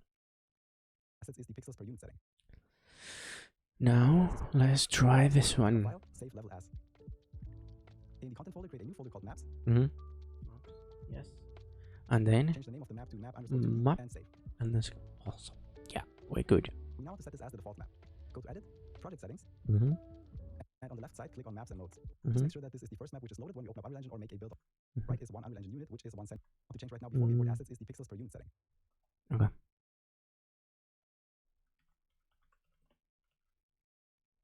So per unit setting. By default, this is 1.0, which means that 1 pixel for a sprite is 1 Unreal Engine unit, which is 1 centimeter. In most cases, this is much too small though, and since our character is 48 pixels tall, it would only be 48 centimeters tall in the game, which is way too small for a human. This would cause some issues with settings such as the step height and would allow us to teleport up and down ledges, which is something we definitely don't want. I believe making the character about 3 times as tall should suffice and make it about 145 centimeters, which is in a reasonable range. And if we type in 0.33 here, that will achieve the effect of scaling up our pixel art by 3. Can I do it by 0.4 though, for example?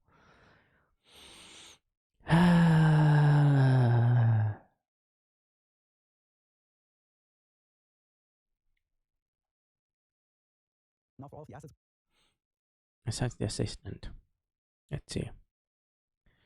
When creating a 2D game in Unreal, I should change the default pixels per Unreal unit.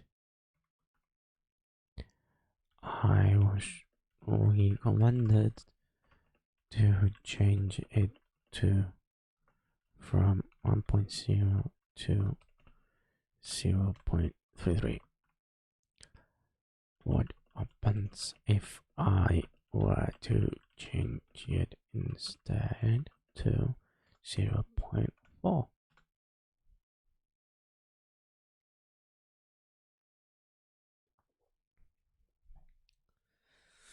Okay, let's see.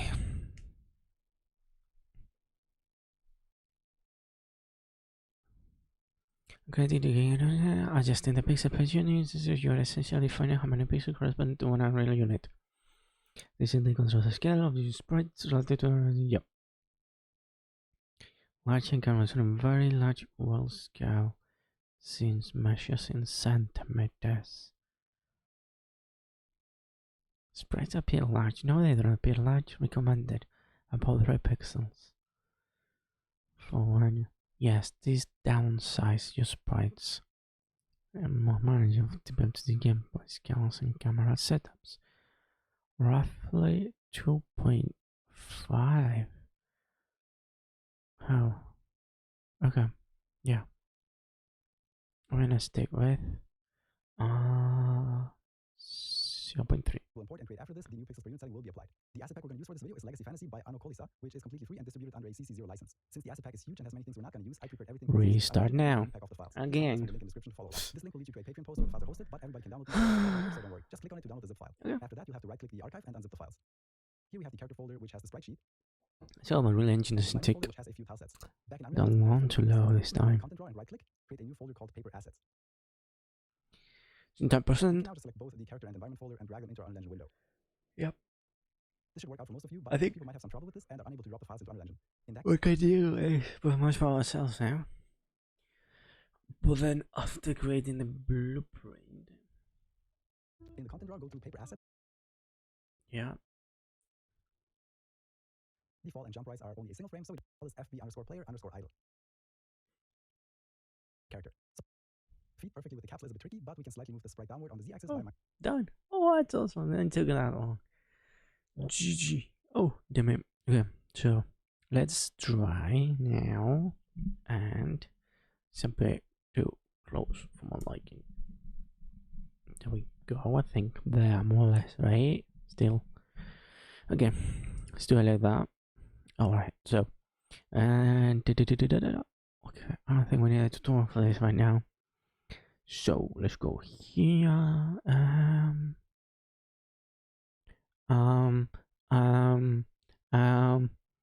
I don't know what we're doing.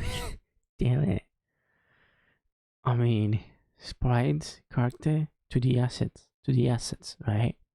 We should create a folder that says to the assets, right? Which has the sprite sheet. Mm-hmm.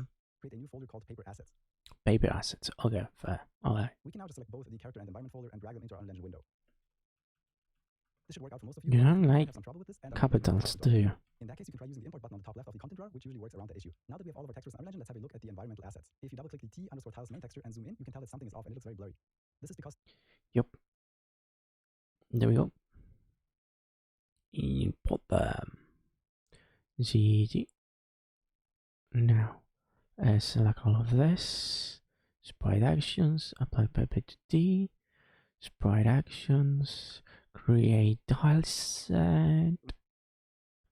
Yes. Then we choose you. Create tile map. Yes.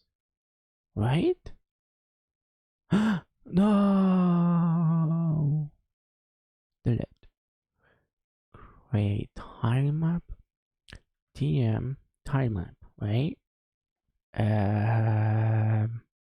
Stage. Right. the default settings for texture, Right. texture filtering, and other settings. This will update the settings to be ideal for pixel art, and you can Mm-hmm. to use these textures with a tile map. We first need to convert them to tile sets. Let's start. Mm-hmm. Figure out is the tile size themselves. So open it up. Oh. In the tile set editor, there are only a couple of things we have to do before Bollocks. we can use these tiles in the game. The first thing we need to figure out is the tile size. We can see here on the right side that it's set to 32 by 32 by default. However, if we click around on the left side, you can see that the size of the square doesn't really match the tiles themselves. Sometimes the asset creator will mention the tile size, but other times you just have to use some trial and error to figure it out by yourself. 160, For 160, example, my right? size is 16 by 16, so we can just type that in. 16 by Now that we have 6. the correct tile size, the only thing left to do here is assigning the collision to the tiles that need it. Let's start from the top left. In the case of this asset, we actually don't want to assign collision to the topmost grass layer, Okay. because we want the character to nicely stand on top of the grass and not float above it. So let's assign collision starting from the second row. We can simply click on add box to add a Oh, right. We need to also do collision. The default is fine here. Damn Let's it. click on the next tile and also add a box here. The problem we have now is that it's quite hard for us to tell what we've already assigned collision to and what we still have left. Could you just We can select a click on the bunch to show what like already this? and now let's start Wait. adding box collisions to this Could you one. do that? Oh, but we can. Damn you, why not? After we're done with that, we can have a look at all of the other things in the tile set. Some of these are just background elements that don't need collision, so we can just ignore them. Other things like this platform would also need collision, but we're not going to use it for this tutorial, so we're just going to Right. ignore it. We're only going to use this grass platform we already created, and I also want to use the bridge. So for the bridge, let's also quickly add some box collisions for the bottom row here. For these, we don't have to do anything else. Now let's create a tile map which allows us to use these tiles that we created as a brush to Mhm. draw a stage. Look for TM. _tiles main _tile set, right click it, and click on create tile map. I'll just call it TM_stage. Double click to open it up. One thing I have to tell you about this tile map editor is that it's actually quite prone to crashing, and the crash mostly happens if you try to close the tile map window. So if possible, just try to always keep this window open and make sure to save frequently. With that out of the way, let's start making a very simple stage which our character can stand on. Here in the middle, you can see our tile map area in which we can draw. However, right now it's very small. On the right side, I want to set the map width to 50, Right. and also set the map height to 50 to give us some room to work with. 50, 50. Now on Done. the side, we can just select the entire platform which we apply collision to use it as a brush. And then I want to place it somewhere near the bottom of the tile map, but not all the way at the bottom. Then I just want to place the bridge here. And place another platform next to it. Now I overwrote a small part of the bridge, so I'm just going to get the brush again and draw over this again. And now we have two platforms and a bridge with working collision, which our character will be able to use. I don't like having no background though, so I want to implement another layer. On the top right, you can see a list of the tile layers, and we're currently on layer 1. Right click this and rename it to gameplay to make it very easy to understand what this is used for. Click on the plus icon to add a new layer, right click and rename it to background. Now on the left side, we can click on this array looking icon to select our active tile set. Select the T_sky_tile set. First, let's select one of these neutral blue tiles, and I want to fill up the entire background with these. So instead of the paintbrush, I want to select the fill tool. And while we're on the background layer, just left click. Our platforms have now disappeared, and we need to click on the down arrow to arrange the layer order. Right. And now we have a small stage with a background.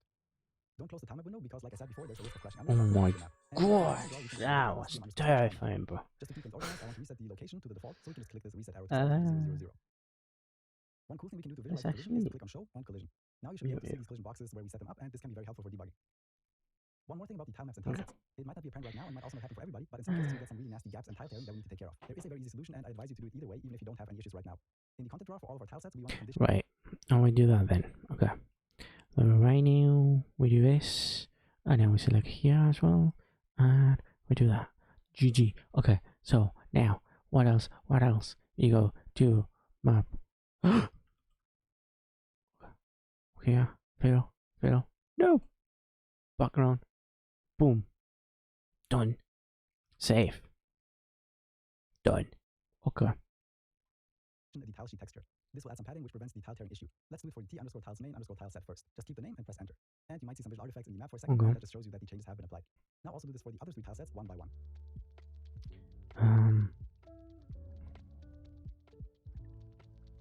And for now, this is all the work we have to do when it comes to the stage, and let's now get to the most exciting part, which is the character. In the content drawer, go to paper assets and character. I advise you to do it either way, even if you decide we can click on this array looking icon to select our active tile set. Select the t_sky_tile set. First, let's just select one of these neutral blue tiles, and I want to and what do we do? Condition tile sheet texture, right? While on the background layer, just left click. Our platforms have now disappeared, and we need to click on the down arrow to rearrange the layer order. And now we have a small stage with a background. Don't close the tile map window because, like I said before, there's a risk of crashing Unreal, but go back to the map. And now from the content drawer, we can just drag out this tm_stage tile map. Just to keep things organized, I want to reset the location to the default, so we can just click this reset arrow to set everything to 0, 0, 0. Yep. Done. One cool thing we can do to visualize the collision is to click on show on collision. Now you should be able to see these collision boxes where we set them up, and this can be very helpful for debugging. One more thing about the tile maps and tile sets. It might not be apparent right now and might also not happen for everybody, but in some cases we get some really nasty gaps and tile tearing that we need to take care of. There is a very easy solution, and I advise you to do it either way, even if you don't have any issues right now. Okay. In the content drawer for all of our tile sets, we want to condition the tile sheet texture. This will add some padding which prevents the tile tearing issue. Let's do it for the Condition t_main_tile set first. Just keep the name and press enter. Okay. You might see some visual artifacts in the map for a second, and that just shows you that. And then we do. Now also do this for the other 3 tile sets one by one. For you, and you. And for now, this is all the work we have to do when it comes to the stage, and let's now get one by one. In the content drawer, go to paper assets and character. At this point, this is still just a texture of a sprite sheet. However, to use this in the game, we need to extract the separate sprites from it and also create our flipbook animations. First, we want to apply paper 2D settings again to make sure this pixel art isn't blurry but appears crisp. Oh, right. You're gonna leave it working. Damn it. Right click the texture, sprite actions, and extract sprites. You can navigate this area on the left by holding right click and dragging around, and you can also zoom in with the mouse. Character. We do the same. We go here. Sprite actions. Apply paper 2D. Right? Yeah. Now also do this for the other 3 tile sets one by. In the content drawer, go to paper assets and character. At this point, this is still just a texture of a sprite sheet. Yeah, and then we just open it. And also create our flipbook animations. First, we want to apply paper 2D settings again to make sure this pixel art isn't blurry but appears crisp. Then right click the texture, sprite actions, and extract sprites. Extract sprites. Okay, fair enough. You can navigate this area on the left by holding right click and dragging around, and you can also zoom in with the mouse wheel. This mode will assist us in extracting our sprites. Oh. It's basically to have a yellow box around every animation frame and also make sure all of the same size. Okay. Right now we have the sprite extract mode of auto. Read. However, this rarely works out and isn't very reliable. Change this to grid. Yeah, now all of the frames are in a 4. single yellow box, which again is not what we want. We need to know the size of each animation frame, and sometimes the asset will provide a value for that on the download page. However, the easiest and most reliable way to get the is to just calculate it right here in this field. Awesome. Cell width. The full width of Now as we can see here, we divide this by the amount of columns. In this case, 1, 2, 3, 4. delete the So we can extras. just write 200 divided by 4 right here in the cell width field and press enter. There you Same go. thing for the cell height. Here we have a full texture height of 280, and again we have 1, 2, 3, 4. Select the 284 angle, is 70. which is And now all of distance. these cells line up perfectly. There are some other settings here, such as number of cells, margin, and spacing. However, if the sprite sheet is set up correctly, you won't have to fiddle around with these. Now just click on extract, and you should be able to see all these separate sprites. In this case, we also have 2 blank sprites with nothing on them, so we can just right click them and click on delete. GG. If you double There click the we sprite, you go. can From have a look at all of the 4 properties. Most of these settings you don't have to worry about. The default material is important, however, if you use 11. the sprite with flipbook animation like we will for this character, Flip. the material settings on the flipbook will actually have priority and ignore what is being set here on the sprite. The pivot mode will allow you to set the pivot point on the sprite to a specific location and can be useful. However, in this case, Player. but the most important setting is the pixels per unit. Flipbook In simple terms, player. we allow you to scale the What sprite else? to Unreal Engine units. Since we already changed Right. the project settings before creating the sprite, you can see that it is now 0.33, which is the value we want. Now let's create a flipbook for each of our different animations. A flipbook animation is basically just a collection of sprites that play one after another to give the illusion of movement. We can easily create one by selecting all of the sprites we want included. Click on the first sprite, Oh, wait. and select the Need to first add a sprite whole from the lot. idle animation. Right click one of them and click on create. Sprites. Let's call this FB_player_idle. Sprites. Now let's do the same thing for the run animation. Click the character_sprite_4, hold shift, and then click on character_sprite_11. Right click one of them and create flipbook. Call this FB_player_run. Okay. The last 2 sprites you can see here actually don't belong together. Character sprite 12 is what we want to show when we jump and descend, and character sprite 13 is the frame we want to show when we are falling. Even though these are just single sprites, we still want to create flipbooks for them for ease of use. Click Flipbook. character sprite 12 alone, right click and create flipbook. Move. FB_player_jump. Awesome. Now, Then click the character sprite 13. what do we right click and do? create flipbook. Call it Now, FB_player_fall. we shall. Different animations we're going to implement in this video. What should we Now do? double click the idle flipbook to check out the flipbook editor. In here you can see the flipbook playing, and you can also pause the playback and scrub through the panels. Okay. It's done. The most important setting here is the frames per second setting. If you set this to a low value, the animation will play out very slowly. Oh, right. That's what you did afterwards. Here's crisp. Okay. Yeah. Let's start with this. Mm-hmm. If you double click a sprite, you can have a look at all of the different properties. Most of the settings you don't have to worry about. The default material is important, however, if you use a sprite with flipbook animation like we will for this character, the material settings on the flipbook will actually have priority and ignore what is being set here on the sprite. The pivot mode will allow you to set the pivot point on the sprite to a specific location and can be useful. However, in this case, we won't need it. But the most important setting by far is the pixels per unit. In simple terms, this will allow you to scale the sprite in relation to Unreal Engine units. Since we already changed this in the project settings before creating the sprite, you can see that it is now 0.33, which is the value we want. Now let's create a flipbook for each of our different animations. Wait, wow. Why is my one different from yours? Won't need it. But the most important have to worry about. Extract, and you should be able to see all the separate sprites. Okay. In this case, we also have two blank sprites with nothing on them, so we can just right click them and click on delete. Yes. About the default. If you double click a sprite, you can have a look at all of the different properties. Most of the settings you don't have to worry about. The default, the pivot mode, in simple terms, font. Now let's create a flipbook for each v underscore. Yeah, then we create the flipbooks, then the folders. In here you can see, and these are the 4 different animations we're going to implement in this video. Mm-hmm. Now let's double click the idle flipbook to check out the flipbook editor. In here you can see the flipbook playing, and you can also pause the playback and scrub through the timeline slowly. No. The most important setting here is the frames per second setting. If you set this to a low value, the animation will play out very slowly. Mm-hmm. And with a high value, will play out really fast. In this Okay. case, I think a frames per second value of 5 feels about right. Now let's do the same thing for the run animation. Here a value of 5 definitely looks too slow, and I think a 9 looks about right for the regular run speed. Oh. The fall and jump rise are only a single frame, so we don't have to worry about the FPS setting. Now just to clean things up, we can right click and here a value of 5 definitely looks too slow, and I think a 9 looks about right for the regular run speed. Okay. The fall and jump rise are only a single frame, so we don't have to worry about the FPS setting. Now just to clean things up, we can right click and create a new folder called sprites. Yeah. And another new folder called I did flipbooks, that. and then just separate these. The Okay. sprites have a blue line on them Cool. and say sprite at the bottom. Just click one, hold shift, click the others, and drag them in here. Select move here. And then just do the same thing for the remaining flipbooks with the green line. We can now close the window for the sprites, but keep the tile map open to prevent editor crashes. Mm-hmm. Awesome, we now prepared all of the art assets we need for our character. So let's start working on the character blueprint. In the content folder, right click and create a new folder called blueprints. Okay. Open it up. Right click again and create a new blueprint class. Out of the common ones, the character parent class is the closest thing to what we want. However, there actually also is a parent class specifically for different characters under all classes. Classes. Here we can search for paper and you'll be able to see the paper character. Wait a minute. Paper. Mark it and click on select. Select. Let's call this BP underscore player and open it up. B underscore. In the viewport, you can see that we have very basic things set up since Oh, we yeah. started from the paper character. We have a capsule component that will take care of our collision with the world. This thing which is called Okay, we're back at the beginning now. What's the time? Movement component makes it very easy for us to set up a character. 20 minutes left. And Yeah. those kind of things just by changing a couple of settings. Let's take care of the sprite first. Click the sprite component. On the right side of the source flipbook, we now want to select the FB underscore player underscore idle. Now since we already set up our pixel per unit settings in the beginning, the sprite is already a pretty good size and almost fits the capsule perfectly. But we can now go to the capsule component and make slight adjustments. For the half height, I think a value of 75 is perfect. For the capsule radius, I believe that 25 feels about right. We don't have to worry about the sword since it's okay for that to stick out and be ignored. Aligning the feet perfectly with the capsule is a bit tricky, but we can slightly move the sprite downward on the z-axis by -2. Okay. Let's do the sprite. Minus. Go. Let's place the character in the world and get a feel for what it looks like. Drag an instance of the BP player out into the map and just make sure that it's on the same lane as our stage. The easiest way to do this is to just make sure it's set to 0 on the y-axis. Otherwise, it might not be on the same lane as the collision and just fall down. Now, if we start the game, we can see that the character nicely stands on the platform. However, we can see a little bit of flickering because the gameplay layer on the tile map and the character are in the exact same position on the y. Mm-hmm. The simple fix is to just select the DTM stage and on the y, move it slightly backward. I think setting it to -0.1 is fine. And now when we start, we can see that the character nicely appears in front of the platform. We still can't control the character, however, I first want to take care of some 2D settings. In some cases, when working with tile maps, if you press on start, is to just select the DTM stage and on the y, move it slightly backward. I think setting it to -0.1 is fine. Exact same position on the y. A simple fix is to just select the DTM stage and on the y, move Oh boy. TM stage. it slightly backward.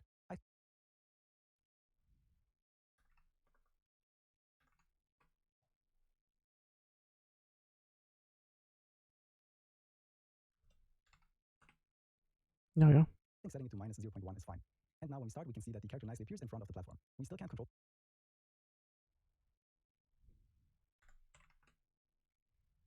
the character, however, I first want to take care of some 2D settings.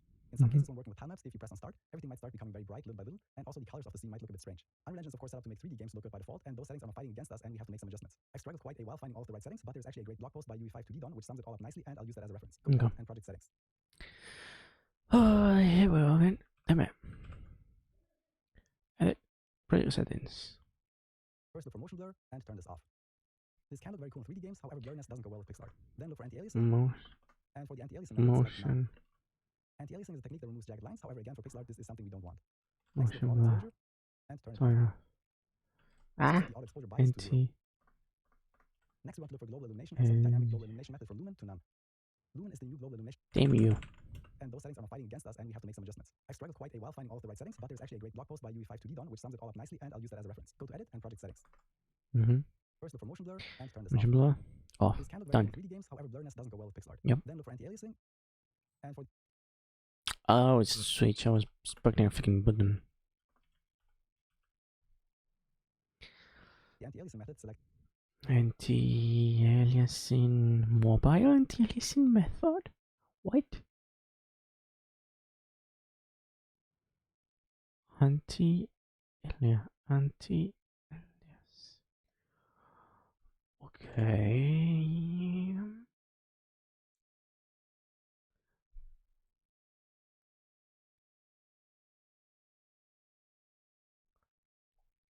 Okay. So None.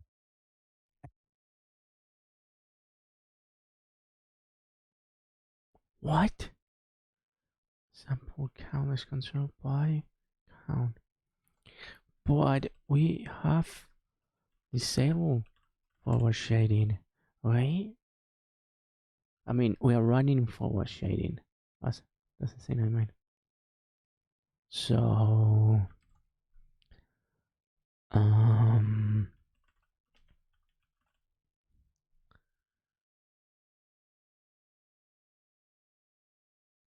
several temporal ventilation in lands.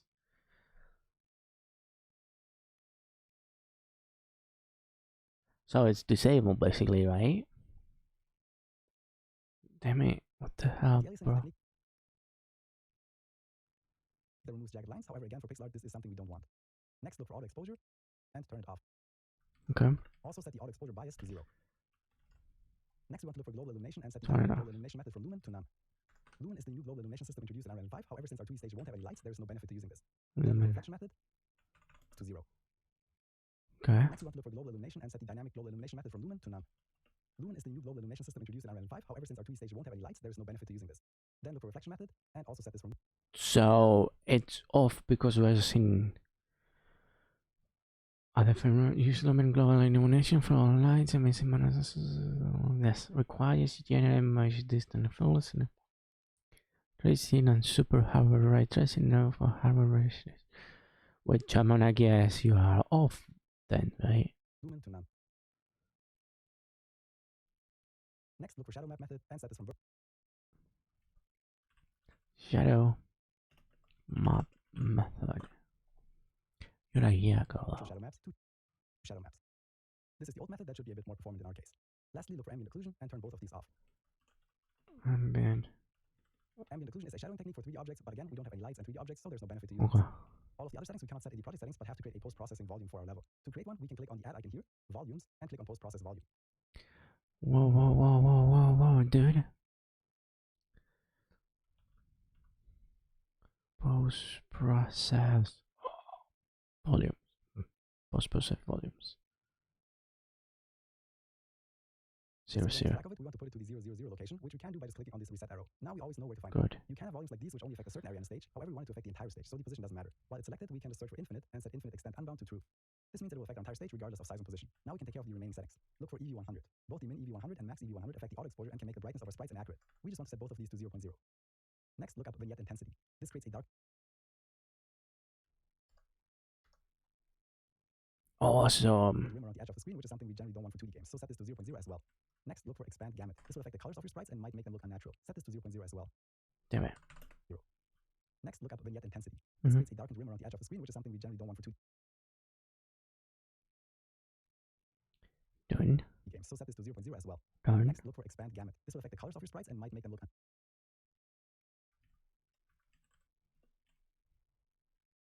Okay. Done. natural. Set this to 0.0 as well. Lastly, look for tone curve. This tone curve amount will again affect the colors of your sprites. In some cases, this can look quite good and give the image a bit more contrast. However, if you want to keep the original sprite color, you want to set this to 0.0 as well. And now our 2D game looks a lot more pure and very close to how the sprites have originally been drawn. So these are some settings you always want to apply to your 2D games. If you end up adding more stages to your game, you just want to copy paste this post-processing and place one in each of your stages to apply the same settings. Next up, we want to control the character and set up the camera. Right now, if we click on play, we just have this full pawn camera because Unreal Engine doesn't know which pawn we want to possess and spawns a new default pawn for us. The best way of setting the pawn is to create a game mode. Open the content drawer, go to the blueprints folder and right click. Go to blueprint class, and here we create a game mode base, which we can use as the parent class. Call this GM_platformer and double click it to open it up. This is a blueprint which we can use in many different ways. Now, I think I'm going to save this one. I'll save it. Save all. Save all. Save current so can I choose files to save. Import. Can I do save as though? Save current level. Just the level though. Oh. Save current level. No. Okay. export all, import, export, new, open, recent, exit, new project, open assets, summon asset picker, zip project, recent projects, open project. Okay, they do show an explorer. We are going to open explorer, new project.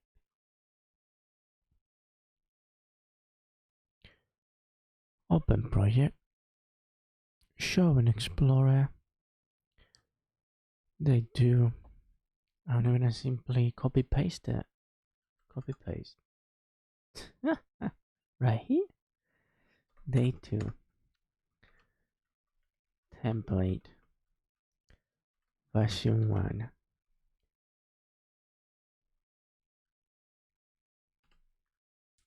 Done. Done. Okay. Update.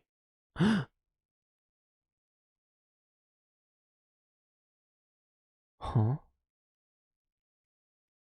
Show an explorer. Day 2 project. Ooh, I don't think that's gonna be it though. Show an explorer. Unreal projects. You erased. Cancel. Let's do it. Let's exit. Gosh, maybe we could search here actually, you know.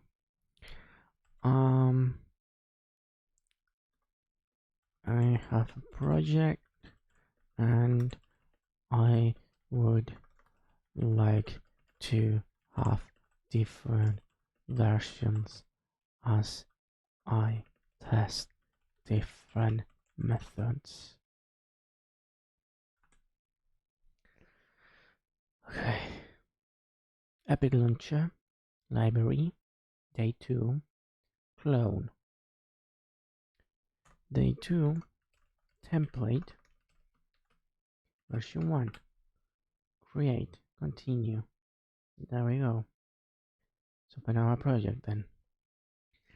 To manage different versions of your unified project for testing various methods is a version control system.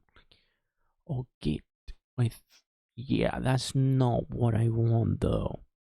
Start up version control, create a bunch of branches for versions. So open when the editor was last closed, reload to reopen it. No, no! I forgot to test whether closing this one would crash my Unreal Engine. Well, never mind. Okay. So, implement a method, create a bunch of branches for versions, check out comment, robust. No, this is not what this is not necessarily the method I want to implement. Why now? As I want to keep it and going to be disabling plugins, and the game will most likely break. And so from like to have multiple versions, multiple projects that will allow me to test to freely test plugins, disabling certain plugins to optimize my game for to the dev.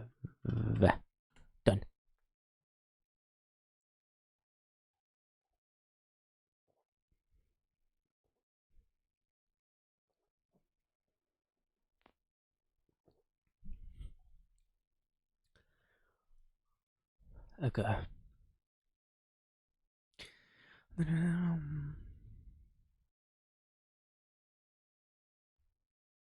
Duplicate your project folder. Close Unreal Editor.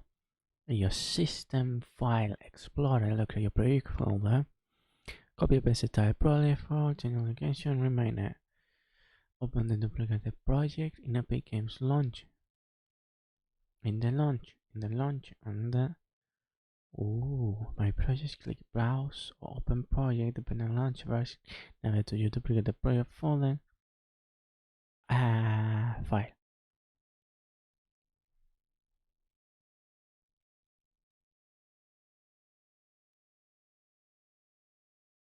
Hmm.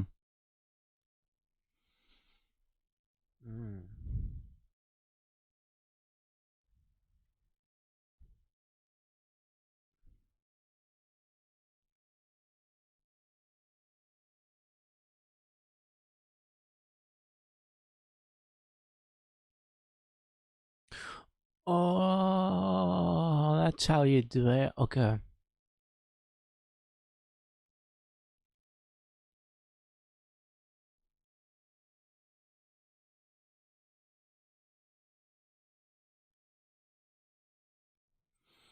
Okay. See if this dude could actually follow cover codes guide. Using this guide for to optimize my game as many features in Unreal Engine 5.6 I won't be using.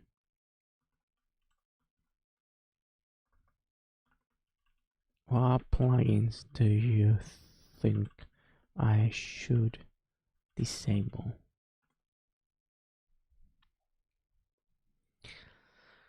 Let's test that.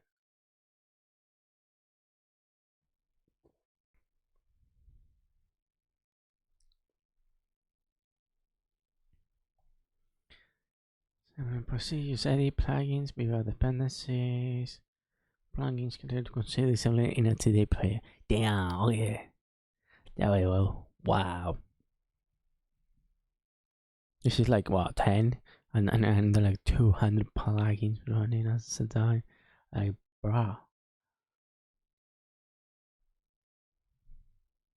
Paper 2D, enhance input, core gameplay, new games using particle effects. Okay, yeah, we're most likely going to use particle effects. Come on. Yeah, okay.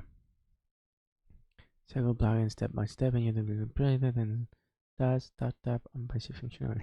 Plugins casi break increment unnecessary dependencies. I just want to do one test where I just disable all the plugins at once. Ugh. Oh gosh, that's why it crashes entirely. And you know, I had to like uninstall and reinstall it. Oh gosh. Let's hope that doesn't happen. Plugins never. Wait, no, we're not supposed to do this right now. We're supposed to like have one.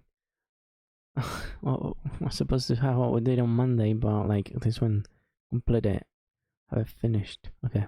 However, for now, we only want to look at the right where it says classes. And for the default What happened here? give the image a bit more contrast. However, if you want to keep the original sprite color, you want to set this to 0.0 as well. And now our 2D game looks a lot more pure and very close to how the sprites have originally been drawn. Okay.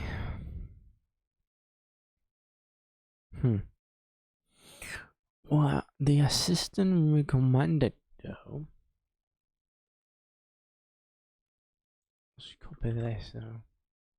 Go to Notion. New page.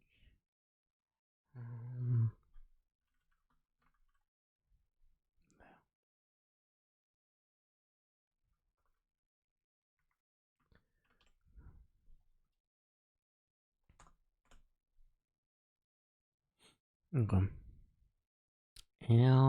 Now let's try and follow the tutorial. No, wait, actually I wanted to check whether open the duplicate project games launcher. Okay, the duplicate project will not appear directly in the launcher and the Unreal Engine library, My Projects, click Browse or Open Project depending on the launcher version until you duplicate the project folder and open the file. This registers the project separately in the launcher's My Project list. Option I recommend open duplicate the project in Unreal Editor. Use the Edit Project Settings description. Update the project name to differentiate it. Yes. Okay. Save and close. Enable disable plugins by project. And then you go to blah blah blah. Start editor as prompt. As long as you want to test for 2D, restart the editor as prompt. Disable experimental or relevant plugins without affecting your linear PG. Repeat for multiple test versions. Okay. So let's do that then. Damn it. And this is a good baseline. Library. Day 2, template 1, V1. Okay. Kind of like rigeneranza, coppe, coppe. Can't I from the Epic Games launcher right click on a project and then clone it in response to What did you tell me? Oh, here's a recommended plugins I should disable for today. Okay. Though maybe some of these are never mind. A built-in clone. You see that? Clone.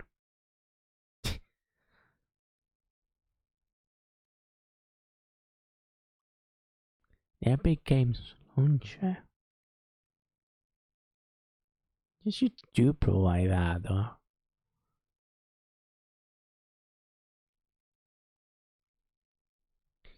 But when I go to Epic Games Unreal Engine library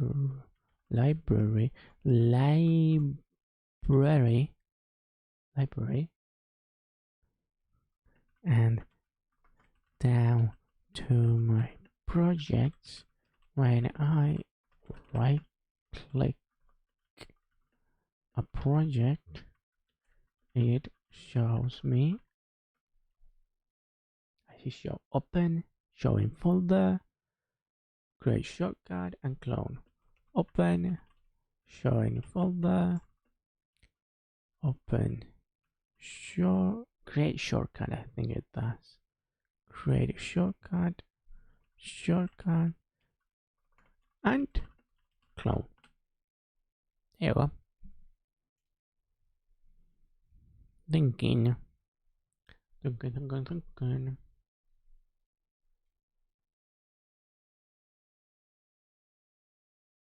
clone opening My Project content menu is available and designed to create a copy of the project directly through the launch.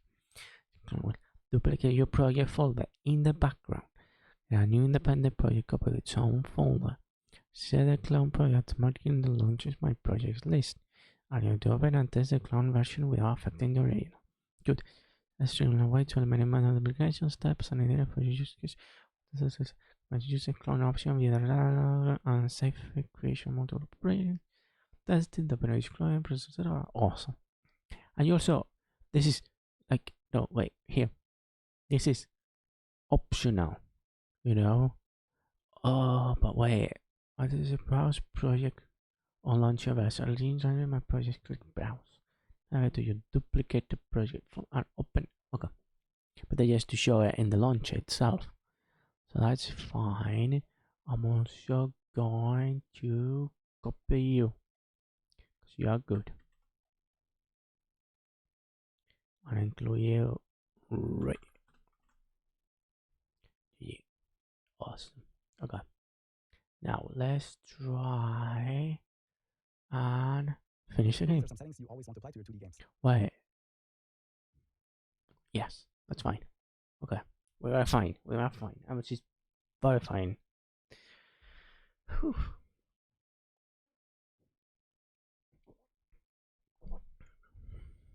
Jumping it up. Now what do we need If to you do? want to add more stages to your game, you just want to copy paste this post process volume and place one in each of your stages to apply the same settings.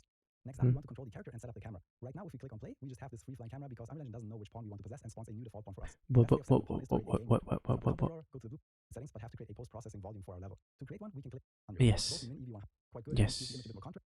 Yes. Next up, we want to control the character and set up the camera. Uh-huh. Now, if we click on play, we just have this free Yep. flying camera because Unreal Engine doesn't know which pawn we want to possess and spawns a new default pawn for us. The best way to set the pawn is to create a game mode. Open up the content drawer, go to the blueprints folder and right click. Go to blueprint class, and here we have a game mode base which we can use as the parent class. Call this GM_platformer and double click it to open it up. This is a full-on blueprint which we can use in many different ways. However, for now, we only want to look at the right where it says classes. And for the default pawn class, select our BP_player to let Unreal know we want to control this character. But now if we press play, nothing has changed because we also need to let Unreal know that we want to use this game mode we just created. Click on edit and project settings. Then on the left side, click on maps and modes. For the default game mode, we want to select our GM_platformer. Now if we start, go to blueprint class, and here we have a game mode base which we can use as the parent class. Call this GM_platformer. Okay. Click it to open it up. This is a full-on blueprint which we can use in many different ways. However, for now, we only want to look at the right where it says classes. And for the Can we change the name though? Nope. default pawn class, select our BP_player to let Unreal know we want to control this character. Yep.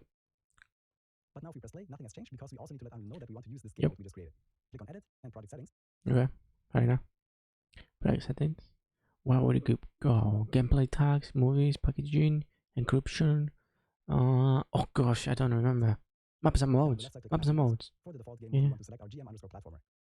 Oh gosh, I'm fine. Now if we start the game, you can notice that something is very different. We are now falling and still don't really see what is going on. What is happening here is that Unreal Engine spawns a new instance of our BP player in our current position. However, we want to spawn on top of the stage. Select the player we currently have here and hit the delete key on your keyboard to delete it. Then click on the plus icon, go to basic, and look for player start. This is an object that lets Unreal Engine know where we want to spawn our default pawn. We can drag it into position and then also make sure that the green Let me line is change the right name up though. to the ground. Now if we start, we're at least not falling This is convenient as may need to find a replace for GM platform. Otherwise, has some missing. Yes.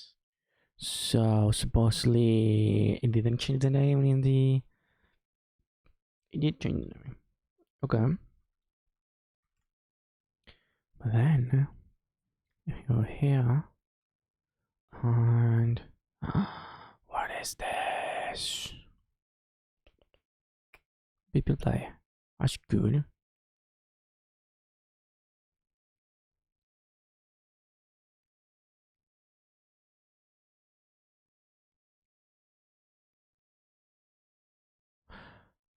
Okay.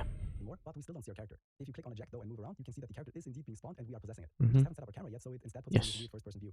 To alleviate that issue, let's open up the BP_player blue while the capsule is selected. Oh.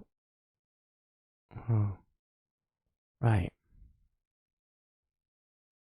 Why? Okay. Well, capsule. I'm gonna to add the camera now.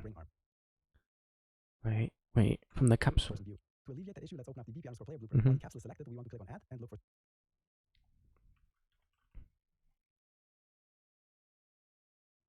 spring arm. While the spring arm is selected, click on add again and add a camera. Okay. Now we want to change this to a sideways view. Select the spring arm, go into rotate mode, and drag on the blue axis by -90 degrees. You see, and here's where we do something different. Instead of rotating the camera like he did, we are going to rotate the spring arm. Now,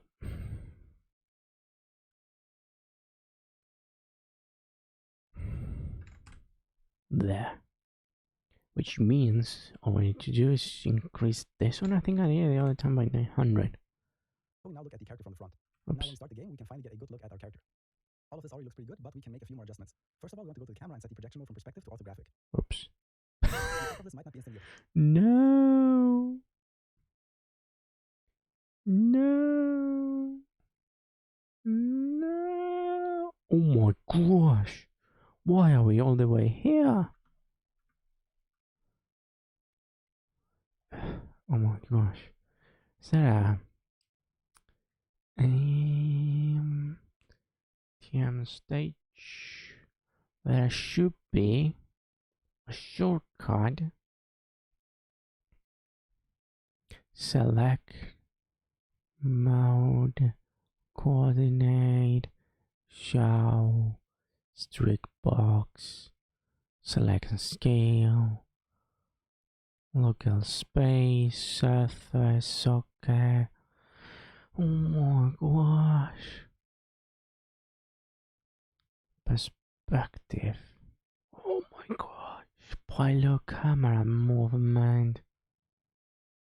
Fill file game.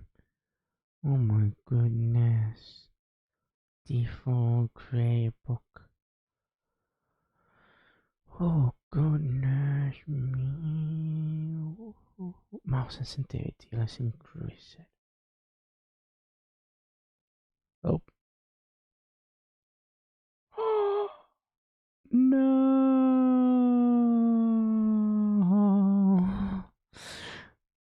Fudge bucket. What did I do? No, no, no, no, no, no. Ah. No.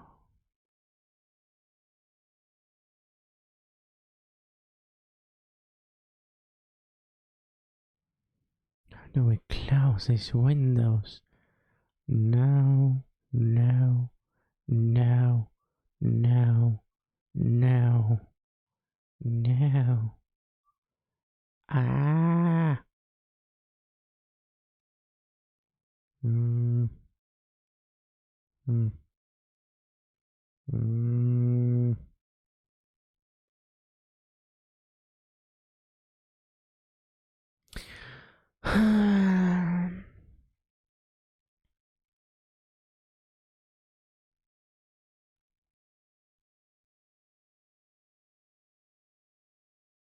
Oh my gosh.